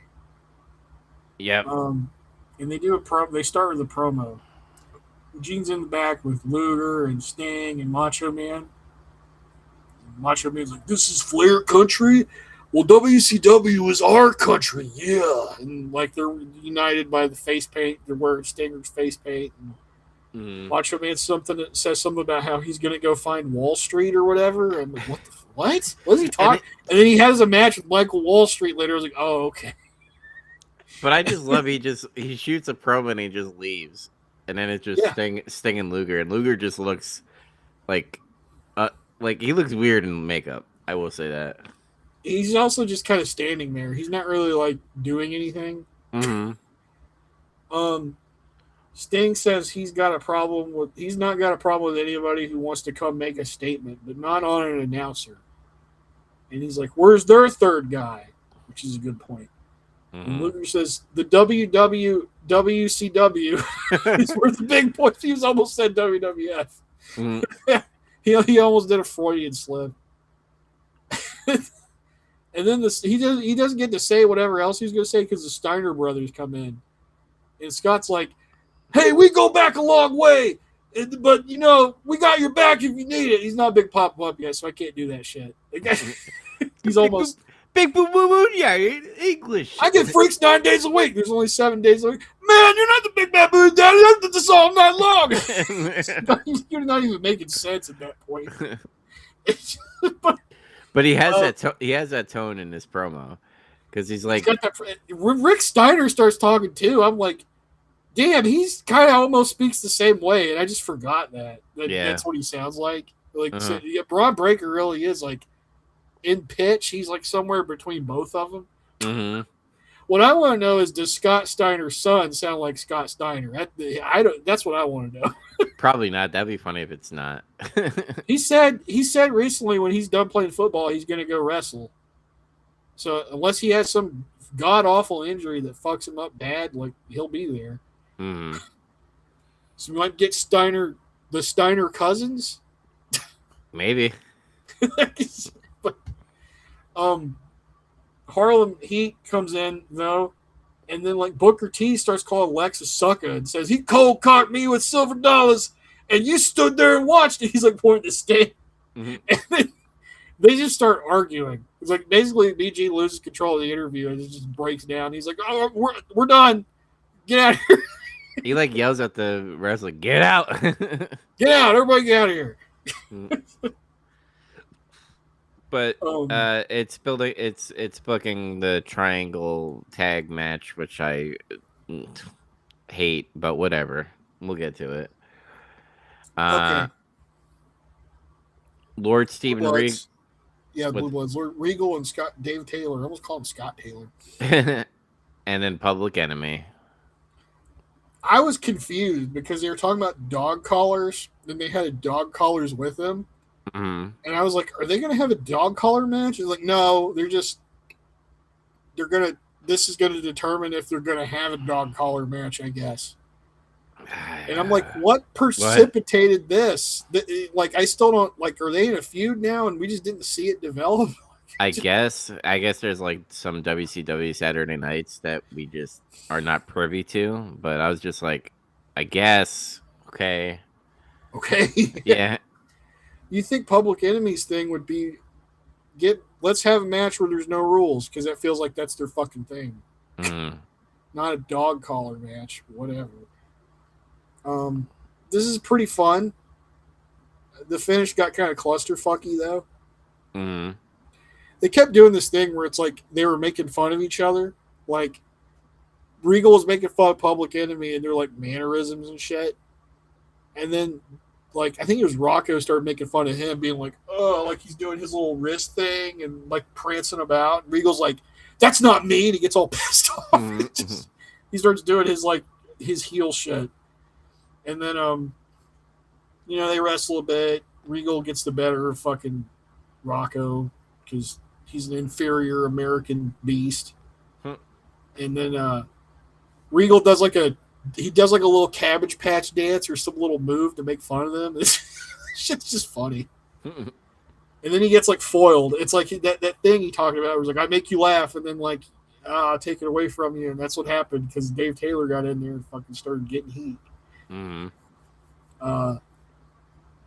Then there was it broke down, and Regal and Rocco were fighting on the floor. Johnny Grudge was like fighting in the ring with Dave Taylor. And Dave Taylor was doing this thing where he was like posing. He was doing this. And then like, because Earl Robert of Eaton grabbed Johnny Grudge and tripped him, and it enabled him to have a moment. So he started posing. And then Grudge got up and hit him in the head with his cast. He has a broken, fucked up arm too. And he pinned him for 3 off of that. And I'm like, we got 2 guys with casts on their arms on both wrestling shows now. Now, I think his is legitimate. I think Owens is gimmick. Yeah. But, like, still, it's like, really? Like, I don't know. I don't even know what point I'm making. I just think that's, like, funny or weird. Yeah, it's just like they're kind of like copying each other, but not really. But I don't think it's intentional. I don't think Eric Bischoff said, Owen Hart's got cast in his arm. You should, like, do the same thing. Like, I don't think that they had that conversation. It could also be like they're trying to like keep the blue bloods like strong in a way, so having him lose by that cast works. So whatever. How fucked is that? They beat the heels by cheating. That's so weird. The heels are the purest wrestlers, and they got cheated. Mm-hmm. I give it a 5.5. I give it a 5.2. It was okay. I had more fun with Regal's little escapades. Yeah. Kevin Sullivan is like fucking power walking to the ring with Jimmy Hart, the Mickey Mouse of WCW, and he like shoots this promo, man. Like he's pissed. He fought that guy before that. Remember, he fought like some jobber. I didn't even get the guy's name. Did you get it? No. They just went into the match as some guy, and they said his name, but like the player for our video archive is a little unstable. It gets it has moments where it wants to just flip out at you and not work. Yep. I did not want to risk trying to rewind it because sometimes that fucks it up and you got to reload it. Yep. But I called him jobber. So like this guy who's a jobber, they have a fight, and basically Kevin Sullivan's gimmick now is he power walks to the ring. They brawl out on the floor and do walk around brawls, and then he gets DQ'd, and then he does a promo. Well, that was the match. I want to point this out because remember they were like, remember when Dusty was talking about the bathrooms and stuff, and the woman is in the bathroom. Yeah. They tried to do something similar with a woman or women. Is that like they were trying to go into the women's bathroom, but that guy kept on blocking. It's like, no, you're not going. Belger's blocking. It's like, no, you're not coming in here. And that was the match ended basically. Like Kevin Sullivan got DQ'd because I don't know, he was being crazy. Now the promo. He just screamed. He was just talking about like, Chris Benoit and Ric Flair, and like, because We're not done. Yeah. It's just, I'm not done with you. Not yet. Benoit. It's just like, I want you to pay close attention. And I'm just like, to me, the promo went nowhere. It was just like, he's just reaffirming that he still hates the Horsemen, I guess. Yep. Okay, I get it. And then we transition into a Glacier. Blood runs cold. Yep. By the way, you know that he doesn't debut when they say he's going to debut? Yep. I guess, I don't know the story of this, but like he debuts way later than what they initially projected. Like I think it's next year is when he actually shows up. Yeah, I don't know the story behind that, but I'm pretty sure there is. Like I'm going to look into it. I bet he got injured or some shit because I bet he was working on the independent scene. Or maybe drugs. I don't know that he was a drug guy, actually. Because he was like a super duper martial artist dude. Kind of like Steve Blackman. It's just Steve Blackman got on drugs because he was like, his neck was fucked up so bad. Mm-hmm. Which, assuming you watched Chris Veal Cutlet's interview with Steve Blackman.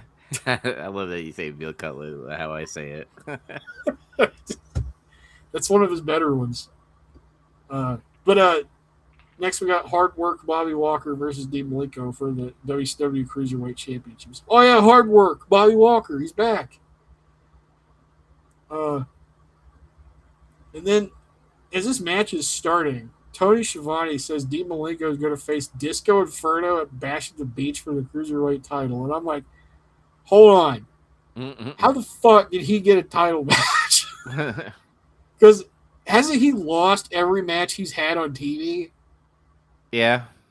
How did he get a title match? I think because he's such an asshole, and what he did in this match, Dean Malenko is like, I'm going to fucking kick his ass. But before the match started, they said he was going to have a match with him.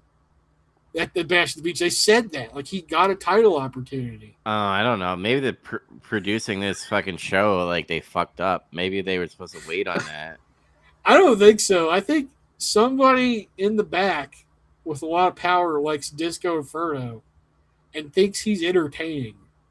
Is that why Cody Rhodes did that tweet on him? That he's just riding the coattails, pretty much? Juiced up double life or over with the boys type? Yeah. Mm-hmm. Yeah. That was an insane burn. But like that's what I think this is. I think somebody likes Disco because I'm literally like this guy's like the Brooklyn Brawler of WCW, like arguably. So far, like right now, the way he's been presented. Because he's done nothing but lose every match he has. He has like a weird gimmick where he's like a disco guy. It's like 1996. Mm-hmm. And he's like almost like a joke character, like really. Yeah, I don't know. And in the promo after the match, where he's like, "Let's face it, Mr. Personality, you're not very fun." Like he literally says something like that to Dean Malenko. Mm-hmm. Like so, like what is this? He's like, "Is this sports entertainment?" Is this like... I will say, like, fucking Disco Inferno is he does a really good heel because I am just like, fuck this guy, dude. Like every time I see him, he is like an annoying prick. Like yeah. he's got something with that. I'll give him that. I'm not like running him down and hating on him like a lot of people like to do on the internet because I don't really feel that strongly about him one way or the other. But like, I'm talking about just the booking. Mm-hmm. It's like this doesn't make any sense, dude. Just him dancing in the middle of the ring because of his fucking stupid fucking song, his Billboard platinum thing that he sold 1 million CDs. He went gold. Yeah. And then like because like Hard Work Bobby Walker is like looking at Disco like, what the fuck are you doing? And like Dean Malenko like hits him and like darts his head up fucking Disco's ass. And he falls over the fucking top rope. Yeah. Yeah. And like that was the fun. That was the best thing about this was the fact that like Bobby Walker was like fucked up by his presence, which is like I don't blame him because this is like an instance where it's like, why is this fucking guy out here acting like a jackass? Like we're trying to wrestle, and but Dean Malenko no sells it. He no sells the fact that he's out there and he just continues to have the match, and he beats him because of that. Yeah, I love that he wins with a Northern Lights suplex. I was like, yes. I was like fucking marking out and jizzing all over the place. Like that move? Yeah. Is that your pile driver for me? Like, I love the pile driver. You like the Northern Lights suplex? Mm-hmm. Okay. Yeah, like that's what happens in the match. It's like, this is another case where it's like, this isn't really a match. It's like an angle. Yeah, it's an angle. It's like, fuck hard work, Bobby Walker. It's like, we're setting up this Dean Malenko and Disco Inferno. And how can we do it? How asshole of a Disco Inferno he is, where he's gonna go in there and he's gonna do shit, and I'm okay. I liked it. Yeah, like they roll right into a promo after that. Like Gene's in there with Malenko, and he's trying to talk to him, and then Disco comes up and he says the shit I said just a minute ago, where he's like, "You're Mr. Personality. You're not entertaining. This business is about ratings," like implying he's fucking boring. Yep. And I'm like, is this meta? Like, what is it? What is this? Is somebody in the back like, this guy's fucking boring? Like, we need somebody that's entertaining to come out here. Just some fucking mark that hates fucking Dean Malenko so much. I fucking hate that guy. I don't know. But Malenko basically says like, I'm gonna beat him. It's only gonna take one hold. I know 1,000. Fuck you. That's basically like what he says. Yeah. And I'm like a guy that's like not. I think I don't really like Dean Malenko. I don't hate him or anything, but it's like I don't like him as much as everybody seems to look back on him fondly. I think he's a good worker with good, like, set pieces that work well with him. He's not like a Eddie Guerrero or like any other like cruiserweight that like if you put him with anybody they work well. Dean Malenko is like they have to have the right piece. I think so. Yeah, I think you got something with that, but yeah, I don't know. I think he's just a little too stiff. Like, and I don't mean like physicality. It's just like the way he works in the ring feels. I've said it's felt robotic at times. Doesn't feel natural. He's a Terminator. He's like a Terminator. Mm-hmm. But I still think this is like silly, like what the situation they're putting him in. But whatever. Mm-hmm. Barbarian versus Eddie Guerrero is after this. Why is this happening? What? Like, why is this a match? Because I guess they thought, hey, let's get Eddie Guerrero in a match. It'll be fun. And it kind of was. Yeah. But I thought the same too. I'm like, what? What's this matchup? Dude, there's 3 straight matches where I was like, why? But okay. It's their job to wrestle, I guess, technically. Yeah. They're talking about how Eddie's been in Japan because I was like, where's Eddie been? And then they go ahead and answer that question. I'm like, oh, okay. And Tony's like, he said he'd fight the Outsiders and the third man by himself and shit. And I'm like, well, sure he did. Yeah. As he gets in the ring, they're talking about how it's like, oh man, Barbarian's way bigger than Eddie. And like when you see it, yeah, he is. Mm-hmm. And Larry says something like, Barbarian is the Darwinian man, and you know what they say, Darwinian man well behaved is just a gorilla well shaved. And Tony goes like, where do you come up with this stuff? And Larry goes, it's not easy being a legend. I'm like, fucking epic. Yep. Where did he come up with that line? Probably in a newspaper. Yeah, he must have read it somewhere. Barbarian powerbombed Eddie Guerrero, and it was like one of the best looking powerbombs I've ever seen. It was so good. And this was a good little match, I thought. Lots of crazy moments. Barbarian did like an overhead belly-to-belly suplex from the top rope. Mm-hmm. I was like, what is he doing? And then he did that. I was like, what the fuck? Oh my god. It's like, this is TV. And then he got Eddie on the top rope again, like he was going to do a superplex from the top rope. And then Eddie, like, reversed it in midair, turned it into a crossbody from that position where both guys are on the top, which I've never really seen anybody do before. It looked real, and what I mean by that is like it was planned so that like he midway like turned it into a splash. A lot of people will go, "Oh, that's a botch." I don't think that was a botch. It wasn't a botch, no. It's just like they worked it where it looked natural. It wasn't like this is a problem with a lot of modern wrestling is like when guys get up on that top rope, the very top rope to like do shit, they spend too much time up there helping each other get ready. That's not what happened there. It was like literally Barbarian just put Eddie up there, got up there, and was like, okay, I'm going to do it. And then like when he did it, it just happened. It literally just unfolded right then. There wasn't like a bunch of, all right, I'm going to help you. Are you good? Okay, let's do it. 1, 2. They do the move or whatever. I give it a 5.9. I gave it a 6. Eddie curve. Barbarian curve. And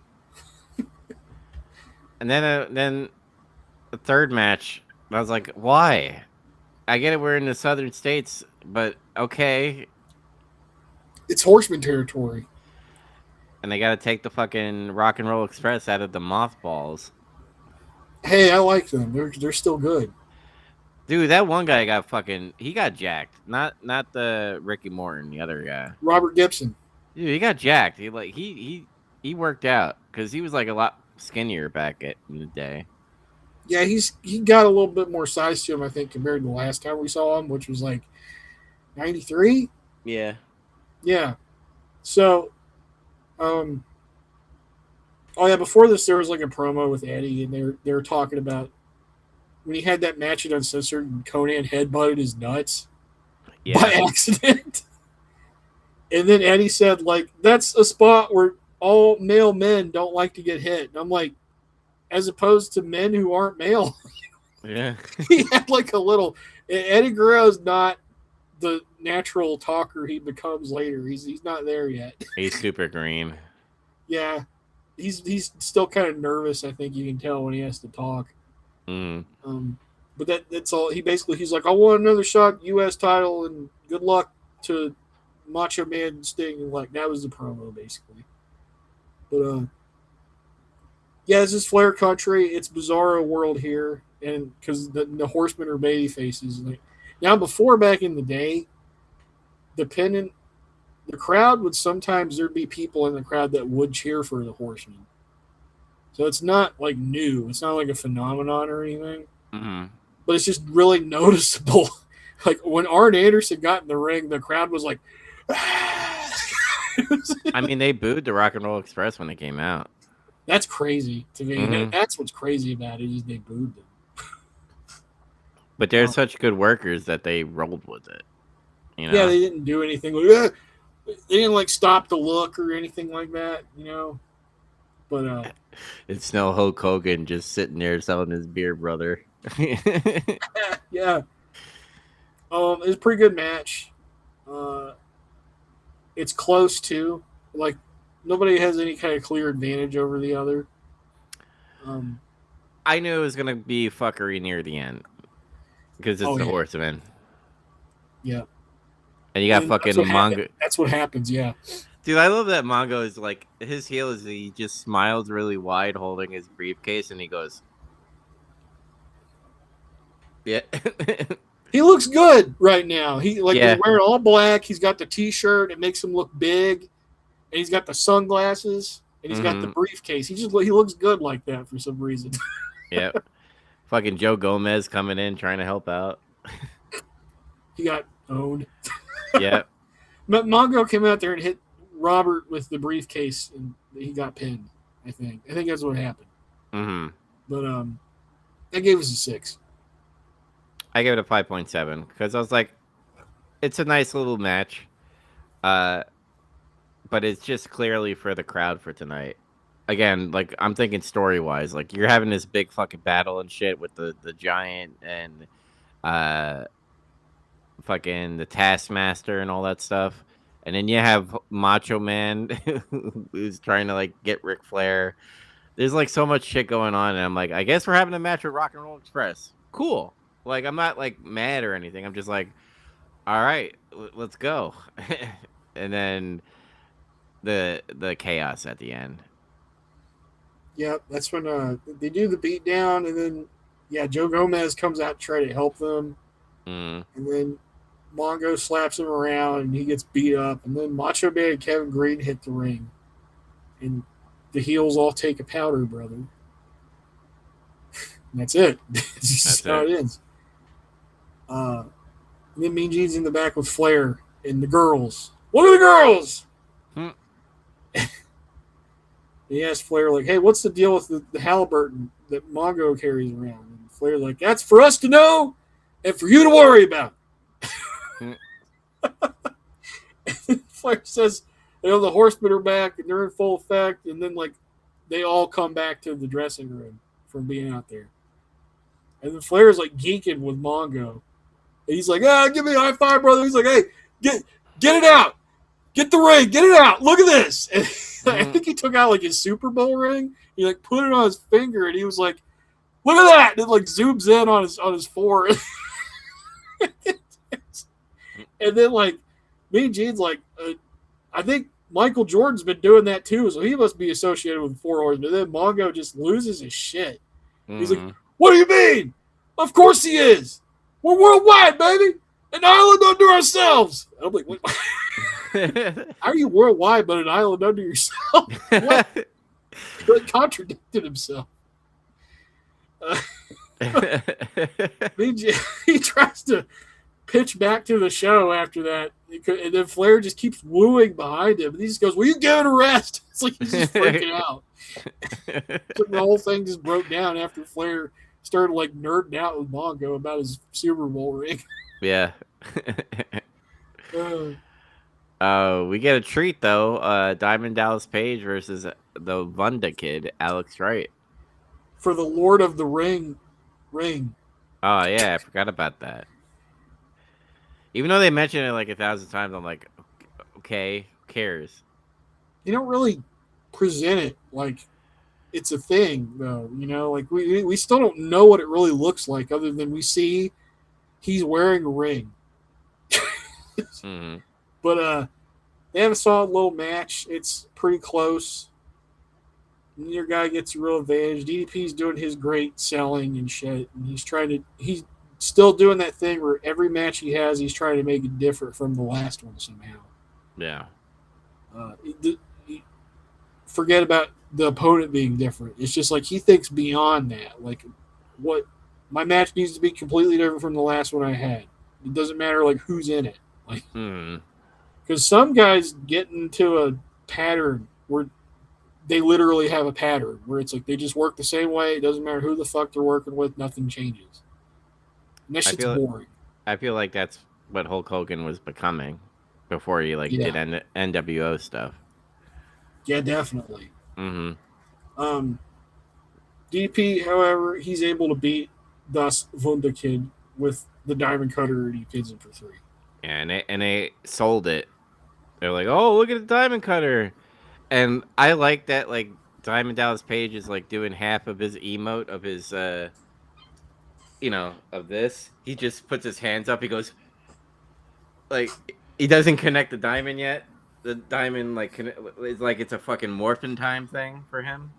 It's like Steve Austin. He's doing the same thing, So he's putting his hands up, but he's not doing the flip-off thing yet. He's not doing that yet. Yeah. He's almost there. I know this was a nice match. I gave it a 5.7. I give it 5.9. Okay, we're right there. There's Alex Wright curve. There's DDP curve in this. Mm-hmm. I think after that match, Mean Gene gets comments from DDP about his match at Bash at the Beach with Hacksaw Jim Duggan. I'm like, why? It's just another like, why is it this match? And it's a tape fist match, and he's like, Why are you putting the best wrestler on the planet in a tape fist match? I want to know why. And you know why? It's a whole conspiracy against DDP. And he's like, Duggan could tape up his fist, his arm, his whole body, whatever. I'm gonna win with the diamond cutter. Bang. That's it. I hope DDP wins because I'm tired of this whole. I hope this fucking taped fist bullshit is done. I don't like that. It's so fucking hokey. Sorry. It's just weird. Like, you can tell me he puts medical tape on his fist and it makes it stronger somehow. I was like, what the fuck? Mm-hmm. Is this where Kevin Green comes out and talks to This shit was funny. Yeah. This is like one of the highlights of the show, honestly. I think, yeah, Kevin Green's out there after a commercial with BG at like the entranceway. And he's just like, Mongo betrayed him for a few extra dollars. Like, he didn't make enough money playing in the NFL for 15 years. I'm like, you know what? That is a really good point. Like, that does make sense. And the G says Green's got a full schedule ahead of him. You know, he's not going to be able to do anything about it now. He's like, that's okay. I got a plan. And he's like, I'm going to play with the Panthers, and I'm going to, like, every time I do my practices and I sack a guy or whatever, I'm going to be seeing Mongo, and we're going to kick some ass. He's going to kick some ass. And then Gene's like, oh, shit. Because he wasn't supposed to curse on TV. Mm-hmm. And then he goes, well, it's a little too late to bring that one back.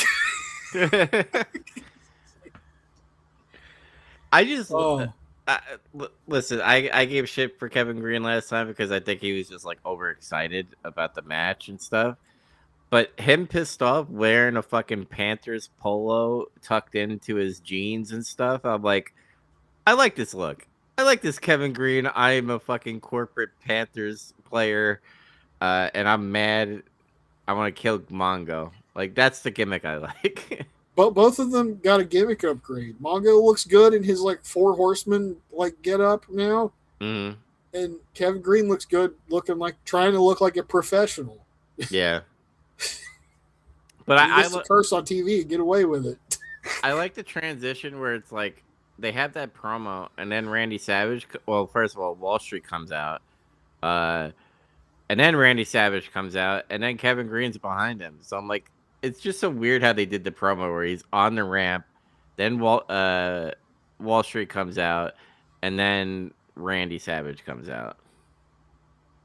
Yeah, I don't know. They wanted that continuity, I guess. And this is where he meets Wall Street.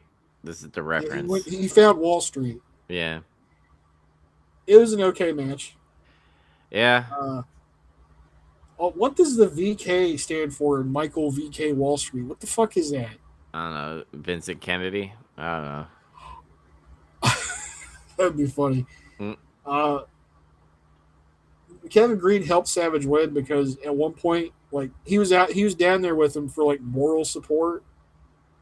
And they did this bit where it looked like Wall Street was going to attack Kevin Green or some shit, like they were fucking with each other outside. Mm-hmm. And he got revenge on him because he ran Wall Street's head to the post and then got him back in the ring. And the referee's like, hey, what are you doing? He's like, I don't know. Savage hits his top rope elbow and pins him. It's fine. What'd you give it? I gave it a 5.7. Yeah, I gave it a 5.6. We're right there. I like Savage. Main event time? Yep. The WCW World Tag Titles, Sting and Lex Luger versus the Steiner Brothers versus Harlem Heat. I don't like triangle matches because it's just like they do this weird thing where you cannot be in the ring and you could lose the titles. And the fucking ending was just fucking weird because of the chaos. Yeah. See, at first, like, I don't hate the triangle matches. Like, see, I think these matches would work better if they were elimination. Mm-hmm. It's like, oh, the team got eliminated. They're knocked out. And then it's not like some bullshit like, oh, you got pinned. They got a pinfall. You were in the ring. You lost even though you weren't in it. Like, it's different from a triple threat match, you know? Yeah. I don't know why I hate that more in a tag match. It doesn't feel right. Yeah. So I agree with you on that. There was, despite all that, the match they were having was building pretty good. Yeah. There was a spot where I love this spot. Booker T missed his crescent kick and he landed on the fucking ropes with his nuts. And then Sting got to do that thing, that old I'm gonna move the ropes. You go ah. You hear Booker making that noise too, and he flies off. And he goes ah. He's just laying on the ground selling it. And then once Sting he gets him up and he hits him with like the atomic drop on the front. That's great. He just hits him in the nuts again. Mm. And then they do the spot where they're running the ropes and they headbutt each other. And then Sting, this Booker T's nuts was just on the docket to get punished tonight, I guess, because Sting did that bit where it's like, I can't stand up, and he falls and he headbutts Booker T in the nuts. It's just God. What sucks is just when this match really started to get cooking, I thought, you see a bunch of fans start standing up, in the top right of the screen. Then everybody starts standing up. You're like, oh shit! And Scott Hall and Kevin Nash are coming down the stairs, and they have baseball bats. And when they approach the ring, a bunch of cops flood the ring and form a barrier between the WCW wrestlers and them out on the floor. Well, I like what Scott Hall did. He hit the stairs to kind of tell the crowd I have a fucking bat. Mm-hmm. And the cops come in and they all just stand around. But while that's happening, fucking Harlem Heat rolls up was it Lex Luger? Luger. Yeah, it gets rolled up and fucking Nick Patrick fucking counts to 3. This is why I fucking hated that. Yeah, that's just why? Number one, everybody in the fucking mom isn't in the fucking ring right now. Why are you counting? And everybody, you know what everybody's paying attention to right now? It's the cops with their hands on their guns. And they're Diesel and Razor Ramon are standing down there on the floor. That's what they're looking at. Mm-hmm. And I'm why did they do that? The match should just quit. This whole match and angle is giving me whiplash because we had a good match, and then it gets disrupted by them, and then you're just oh, this is fucking cool because the cops are unbuckling their holster to show I'm gonna shoot Scott Hall and Kevin Nash. I'll fucking shoot Diesel if he comes in here. Yeah, and then in the background, a match is still happening, and I'm just I like what's happening, but I'm also hating what's happening right now. I felt the exact same way. It was that's cool. I hate that they did this. Mm-hmm. And and just an extra thing that made me hate it more was Luger's reaction to losing. It's it didn't even faze him. He just got up and no-sold the fact that he got pinned. Yeah, and he what the fuck? It was NPC type of shit in a video game. It did the action and then it just stood up and look what's happening over here. The animation cycle ended, so Luger was just standing there. Yeah. Man, I had it up a little higher, but now that I'm thinking about this, it kind of disintegrates it a little bit because I had it at a 6.7, but I think I'm gonna put it to a 6.3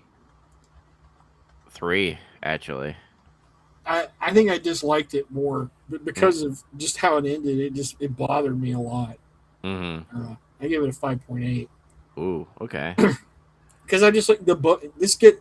You're starting to see the cracks already in their booking philosophy, the way they put these moments together in their programming, where it's we're gonna have this happen, and it's gonna be a big fucking deal, and then something stupid will happen at the same time. We're starting to see that already. It's they're we have to have these 3 people not have or at least 2 out of the 3 people not have a belt, and we need to have the belts on someone else so that we could have it for the card at Bash at the Beach. Well, if that's the case, then you just fucking the next Nitro, you do fucking Steiner versus Harlem Heat. Why? Here's my thing. Why didn't they just let the belts stay on Luger and Sting, and then like they could have done a thing at the pay-per-view where like maybe they could have put the belts up like that was part of it, Mm-hmm. and then the outsiders could have won the titles off of them on top of all that. Can you imagine that? These I don't fucking know. outside fucking agents like stole our belts and Hulk Hogan. Yeah. It would have made it bigger. Yeah, I don't know. I don't know what they were. I just think they were just seeing what will stick, and they were just like, all right, let's put the belts on Harlem Heat, and I just didn't like that how they did it. I don't mind it being on them. I just don't like how they got there. Yeah, the execution was bullshit. Mm-hmm. Would you give the show? He gave it a 5.9. Yeah, I gave it a 5.7 because I think this was kind of a weak show. If I'm being honest, there's a lot of crazy shit that was happening, but a lot of questionable booking to the point where like I'm like, why is this happening? The public enemy angle is kind of weird on like the having a match so they can do the dog collar match. Then I Kevin felt like we Sullivan. lacked context for that. Like they didn't even like if it was something that started happening on Saturday night. You know how they've been showing us that stuff lately? Yeah. Why didn't they show us that? Mm, What the hell? yeah. And I just think everything else is like falling flat. Uh-oh. I guess it's me this time. Whoa. It was falling flat, you said. Yeah, it just nothing really caught my eye because like we've been watching good TV where the build up is like, oh shit, Scott Hall's here, Kevin Nash is here, and now they're just waiting for the other ball to drop, which is Hulk Hogan. But right now it's just staggering. But overall, still okay. Yeah, like to me there was no real standout matches tonight. Like at best they were like that was all right. That was pretty good. Mm-hmm. The biggest thing that happened on this whole show were angles. And one of them was like real stupid. And then one was like cool, even though something stupid happened. Yeah.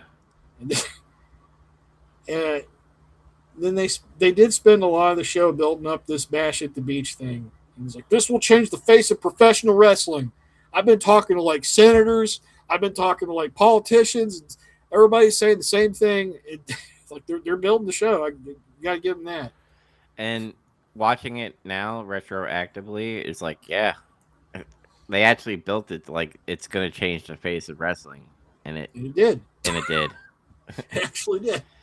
Oh yeah, this show got a 3.3 TV rating. Mm-hmm. Pretty good. Yep. Let's move to the other brand on June 24th, 1996, and we're in Green Bay, Wisconsin. We have the hosts Vince McMahon and Jerry Lawler. And we go straight into the first match. The IC champion, Ahmed Johnson. Versus Hunter Hearst Helmsley. Tonight we're also going to get Steve Austin versus Undertaker. I'm like, cool. Yes.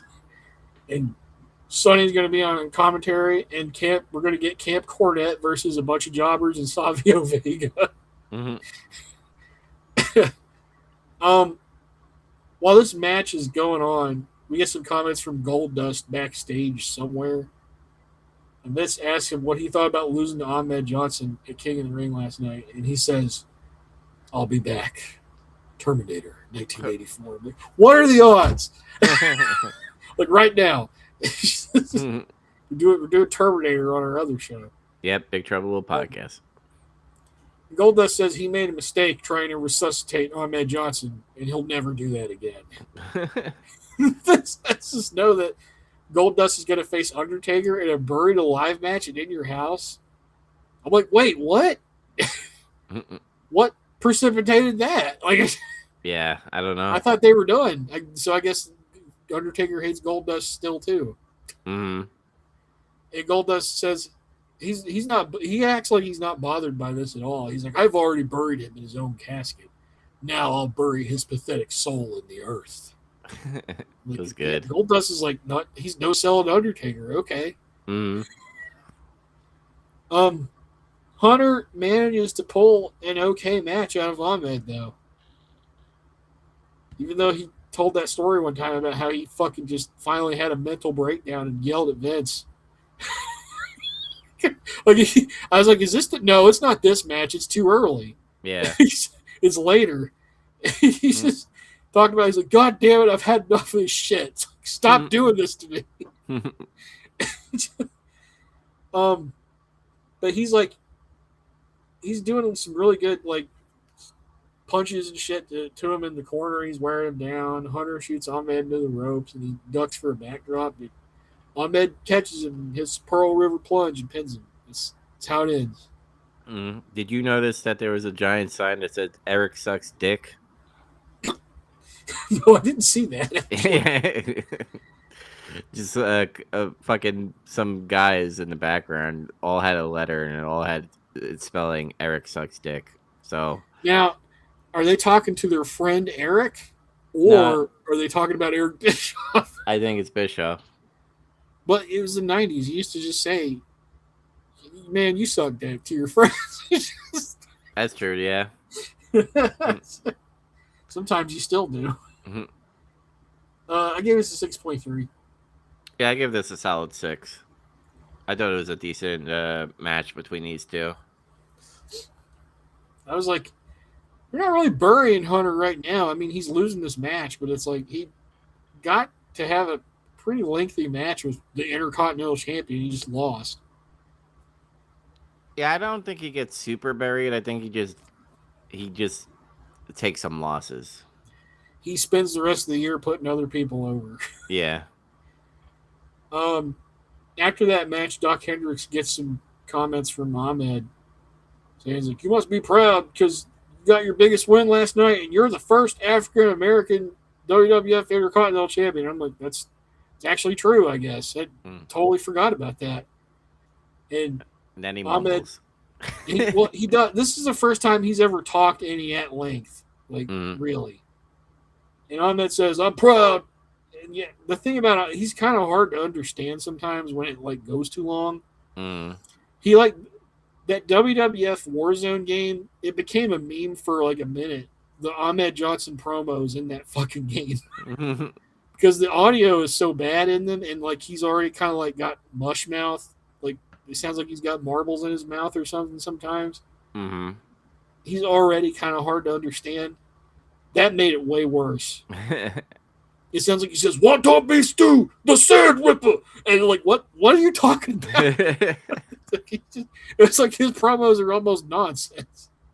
But he says he's proud. He wants everybody to know he won this belt for everyone: black, white, yellow, red, green, everyone. So he's even including aliens in this. Yep. For too long, this belt has been around the waist of the wrong people, and he defends this belt for the people. What do you mean by wrong people? Is he like saying to the gays? Is that what he's trying to say? Goldust is a wrong person. And before that, I guess Razor Ramon was a wrong person. Doc says Goldust is going to want a return match, and Ahmed just goes, "If Sweet Lips wants to find me, I ain't hard to find. I'll be here or in the hood with the homeboys."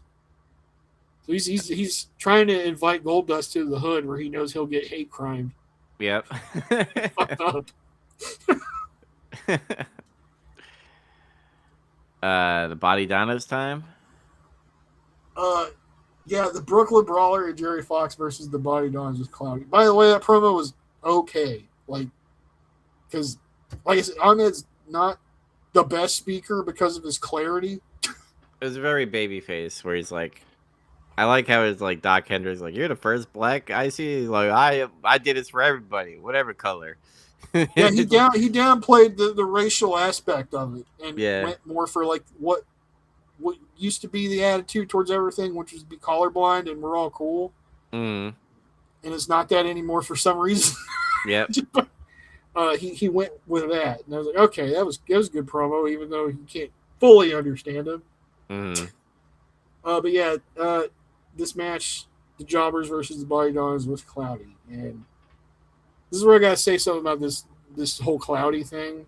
Yeah. Now, because the whole thing is Sonny's out there on commentary, and they're doing this bit where it's like she's afraid of, disgusted, annoyed, or jealous of Cloudy, like some mixture of all of that.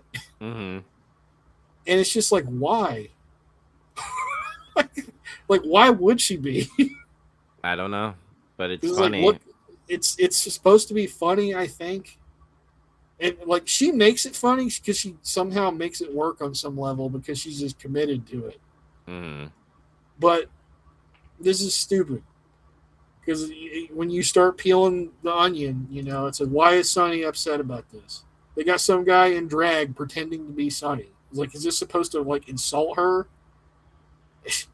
or something?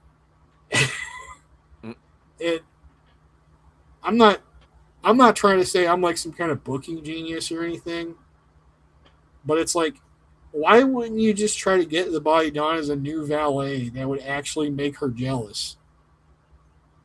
Like, you can't use Sable because she's already taken, so you'd have to get somebody else. I don't know. I just think And it's like, Vince, I thought like, oh, you go. Yeah, I just think Vince is just like, this is funny, and he just doesn't care.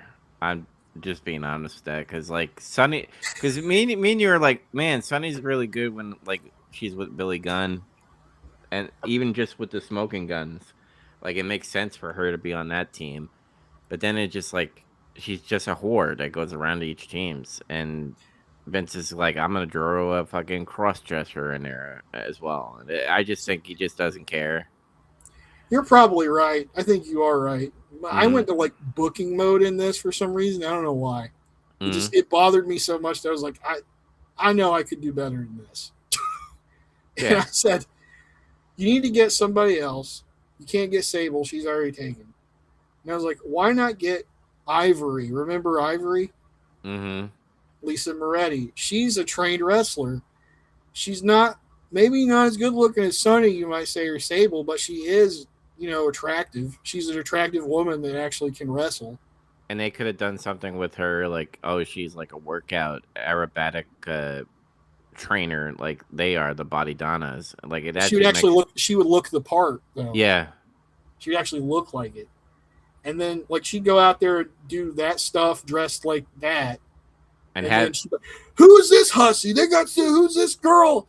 She's no good. And then, like, she even, like, maybe she helps them. Like, she does, like, a crossbody when the referee's got their back turned or something, like the Lita kind of thing. Like, what the? I couldn't have done that, but it doesn't matter. I could have done a better move than that. She could have, like, started bullshitting or something. See, we booked better than Vince in this one. And then you could have built up. You could have had a tag match. You could have done a thing. Mm-hmm. I don't know. But I overthought it. But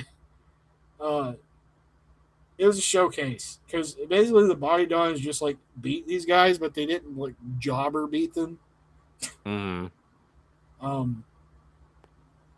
And that's it. I don't know. This whole thing with Cloudy, to me, it just makes the Body Dons more of a joke, unfortunately. Because like we know both those guys are good wrestlers. Yeah. But now they're an even bigger joke. Yep. That's why it pissed me off, I think. Like, God damn it, this isn't even trying with these guys. Come on. I just think Vince gave up on the Body Donnas. Not that it would have. Like, you could have just done a lot of things different, but yeah. Next week we're gonna get Shawn Michaels versus Marty Jannetty again, and I'm like, okay. Yeah, I was like, all right. They need to have Shawn do something else for a minute, I suppose. Until Sid comes. Until Sid comes back, and they're gonna have a good match. Oh yeah. So there's that too, at least. Mm-hmm. There's a brief hype package for that because they like basically recap everything they've done up to this point. Yep. And Cloudy's like messing with Lawler now, who's scared, and he jumps into the crowd to get away from it. Mm-hmm. So, then we got Vader, Owen Hart, British Bulldog with Jim Cornette and Diana Smith versus Aldo Montoya, Barry Horowitz, and Savio Vega. And I'm like, man, Savio's in the job squad. Yeah. No. It's a glorified job match Yeah. because Savio was like the only one that got any offense in. Thankfully, they had the wherewithal to like not let him get pinned though. So I was like, why is he in there with these two guys? Like, what the fuck? I thought they were like using him like kind of like a mid carder.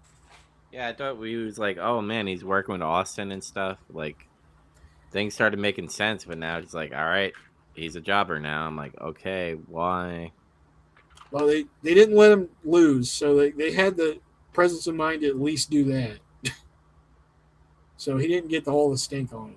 Aldo Montoya ate a running power slam and Bulldog tag over it so he could put the sharpshooter on and win. I thought that was funny. Yep. He just like jumped in there and went like, woo!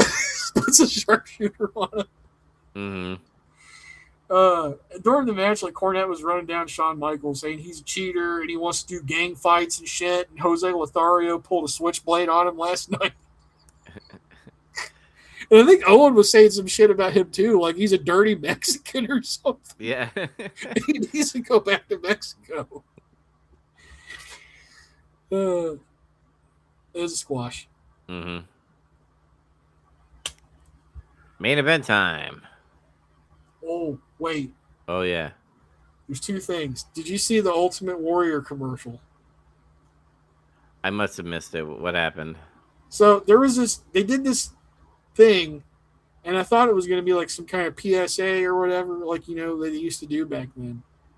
And it's like a dude is working out in the gym, and it's like some people work out to get stronger, some people work out to get gains or build their body, but some people work out to challenge themselves.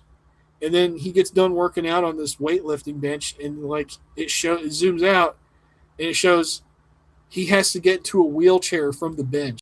Oh, yeah. I remember it now. And then the Warrior logo is there. And I'm like, oh, it's supposed to be like a Distrucity advertisement? Well, it's funny because like I had a Mandela effect because I'm like, I thought the Warrior thing. Keep in mind, I didn't know it went back this far, but I always thought the Warrior thing happened around like when that Connor kid was like fighting cancer and stuff, and then like they put it over with when Warrior died, and I thought that was like the award thing. But like I see it here, and I'm like, did I go through a portal or something? Did Warrior die now, and like they did the Warrior thing? Like, did you eat some of that time traveling meat? You just got fucked up, and lost, I was like, took the wrong turn. Like, what the fuck? And I'm like, yeah, that transition of him, like, I'm gonna be honest. I laughed my ass off. I was like. It just reminds me of like the shit where like it's in the same wavelength as like Undertaker digging that hole and being like, "There's no hope with no." Something about it's like somehow on that same wavelength. But yeah, I guess that was a Distrucity commercial. Then Pillman he's hobbled down to the ring again, and he goes up to Vince, and he goes, "What I want to know right now is where's my goddamn money?" That's his opening line. And then he's like, "I've been working here for a week and I haven't been paid. You've reaped the benefit of the windfall of my signing." Like he's like doing all this shit. Vince is like, "Well, you haven't competed yet, Mr. Pillman." And I'm like, "Wait, hold on." So, are you basically admitting like you don't pay people who are injured? Did you just do that, Vince? See, this is the basis for why Steve Austin's pissed off at Vince. You treat me like a dog and expect me to smile. You remind me of a jackass. But I was like, that's just kind of weird. It's like because it makes the wrestling promotion in a way look like the bad guy. Yeah. It's like, why are you signing this dude and not paying him? You know he's fucked up. He's walking out there with crutches. I thought like Pillman was doing like another work shoot type of thing where like Vince didn't know what he was gonna say, and he's like, "You fucking didn't fucking pay me," because Vince had like that moniker to him where he's like, "Oh, what the fuck is he doing? Let me just get him away." He has that look, like, Yeah. The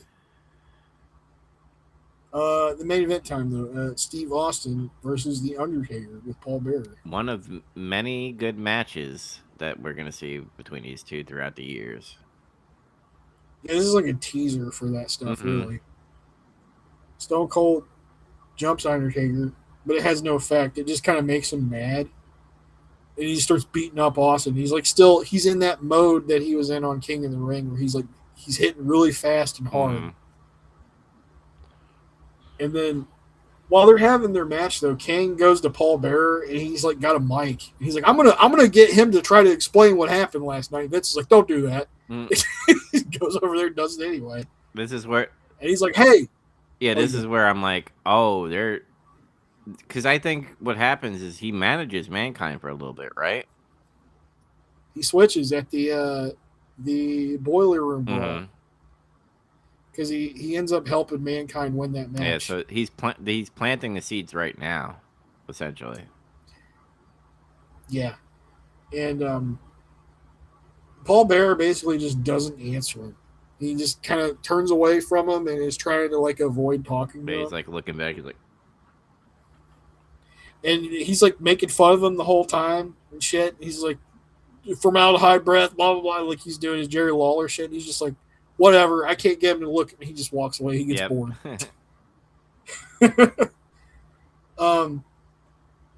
Undertaker had control of most of this match. It seemed like Austin couldn't get anything going, but at one point, out of desperation, like Undertaker's like choking him in the corner, and he lets go, and then Austin just like clips his knee, and like after that he starts working his knee a lot, and he's doing that, and then Goldust comes out with Marlena, and you're like, what's going to happen now?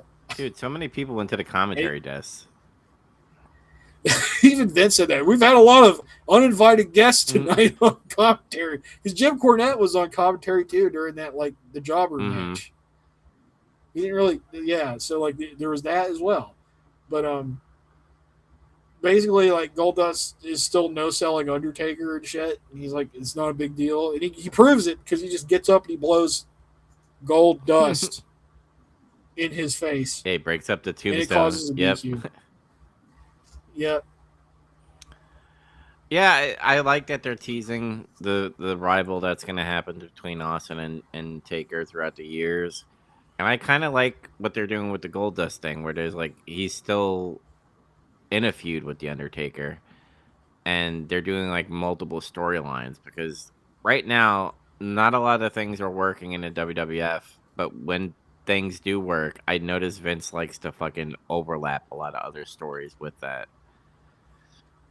It's like, so this British Bulldog Shawn Michaels thing is transitioning into like a 6-man tag match with Camp Cornette. Yeah.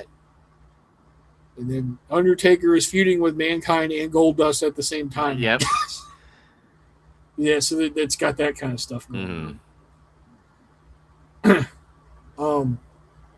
I gave it a 6. Yeah, I gave it a 5.9.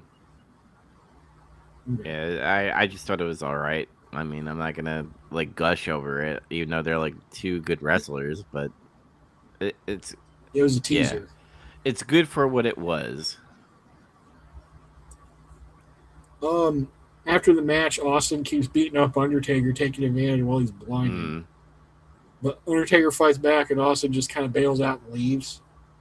So they got them both out of having a conclusion to that fight. That's another thing. Paul's in the ring with Undertaker now, and he's doing their signature celebration thing. And Lawler gets on the mic again. He's like, ask him what happened last night at King of the Ring. What about just now? Where was he when you needed him a few minutes ago? Which is like, yeah, where was he? Yeah, I don't know. He didn't. And then Undertaker just kind of swings at him, and then Jerry Lawler runs away, and then that's it. And that's the show. I thought it was kind of a weak follow-up to King of the Ring. Yes. Lots of squashy matches, too. It's like they're in a holding pattern on what they want to do. I think so, yeah. It's like, okay, they kind of know what they're doing because they're already building the next In Your House. They started building it before the pay-per-view was even over. You know? So they're building to their next show. It's just like the TV is just, I don't know. It feels like I'm starting to notice maybe they're struggling under the constraints of still being a 1-hour show, actually.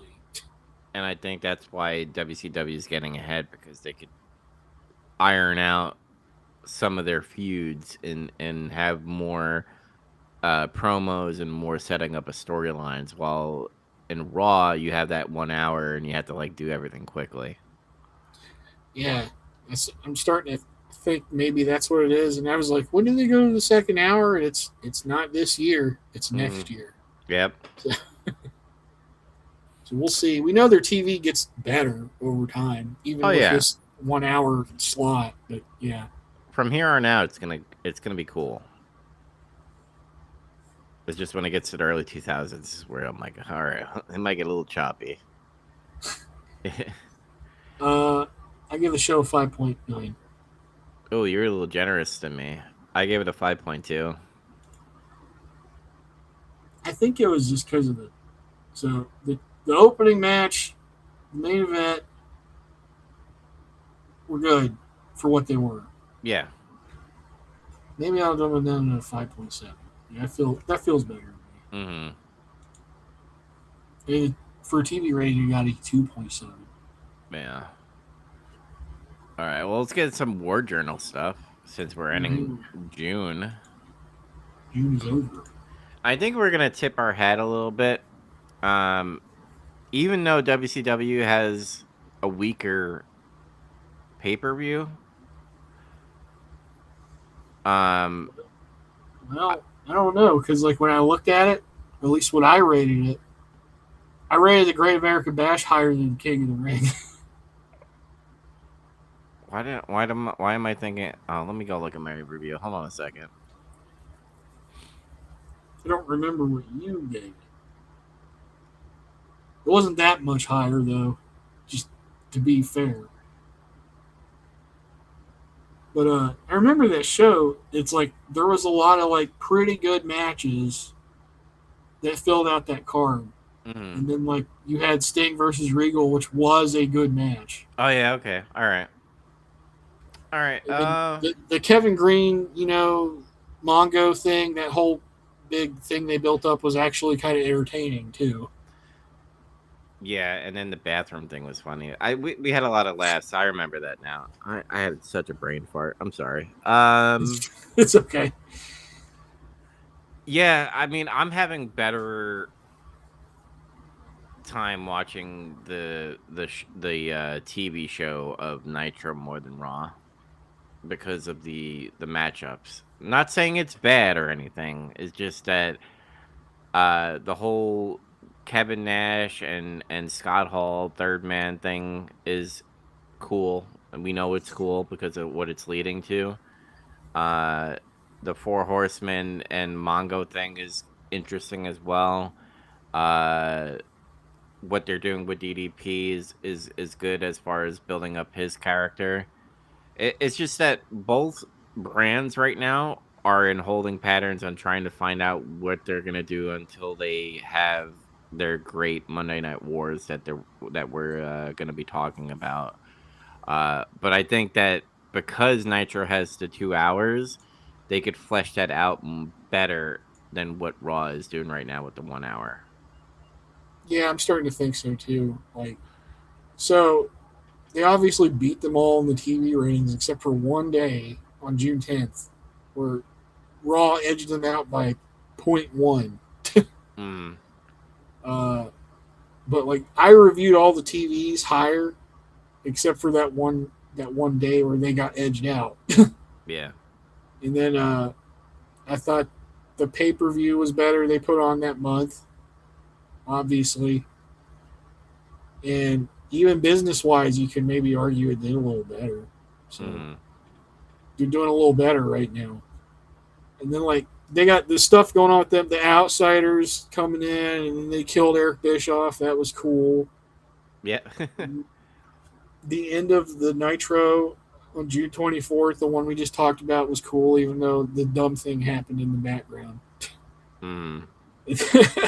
Whenever cops show up in wrestling and they have, like, their guns ready, that's cool. Yeah.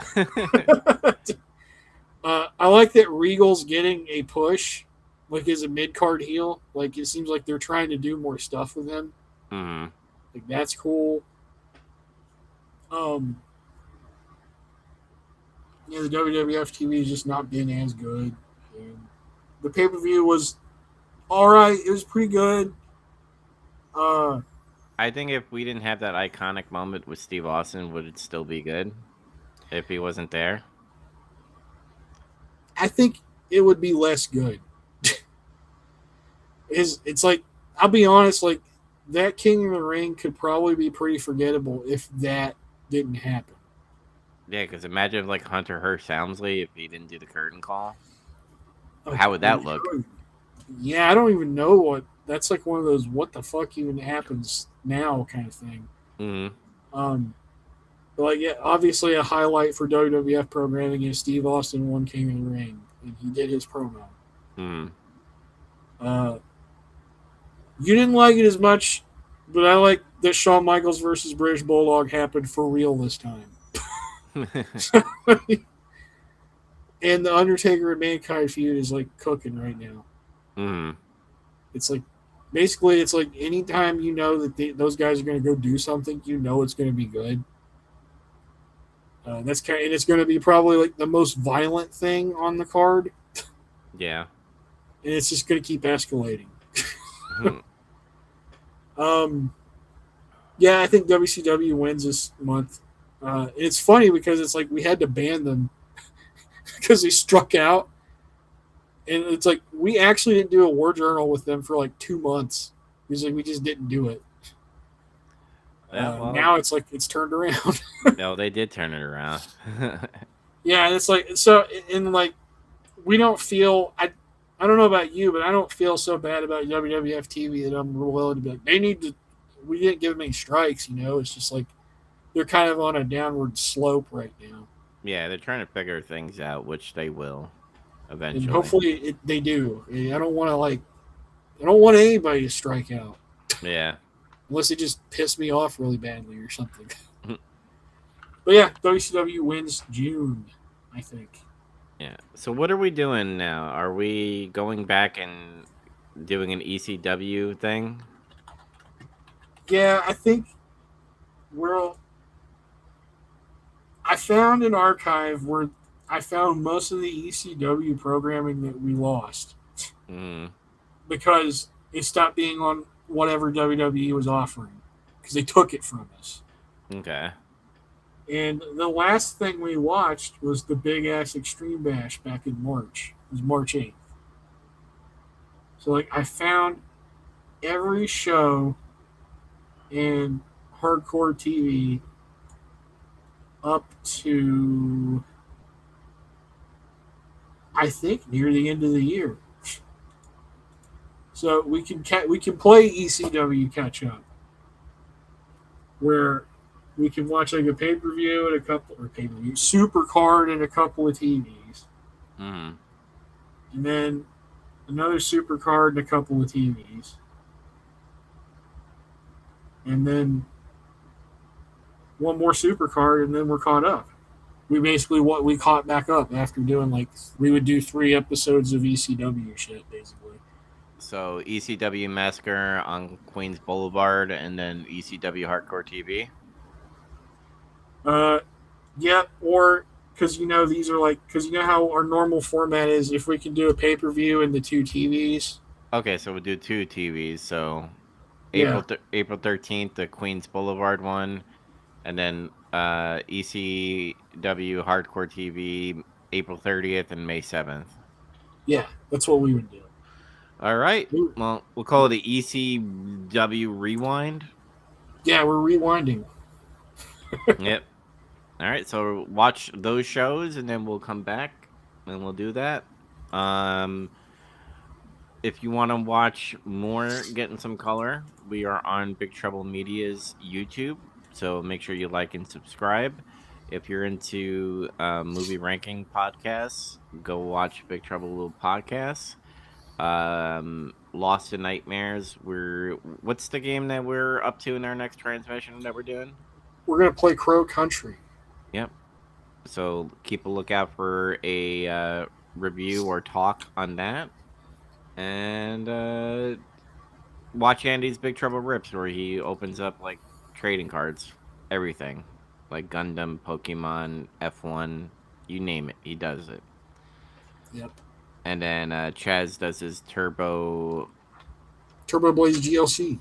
There you go. I almost said Turbo Graphics because I'm tired. Turbo Graphics 316. Yeah. I just whipped your ass. I just graphicked your ass. Anyway. Yeah. Until next time, remember to get some color. Woo! Woo. And then let me see what I could get us going out on. We'll do this. See, Nash, you can wear any Halloween costume you want to.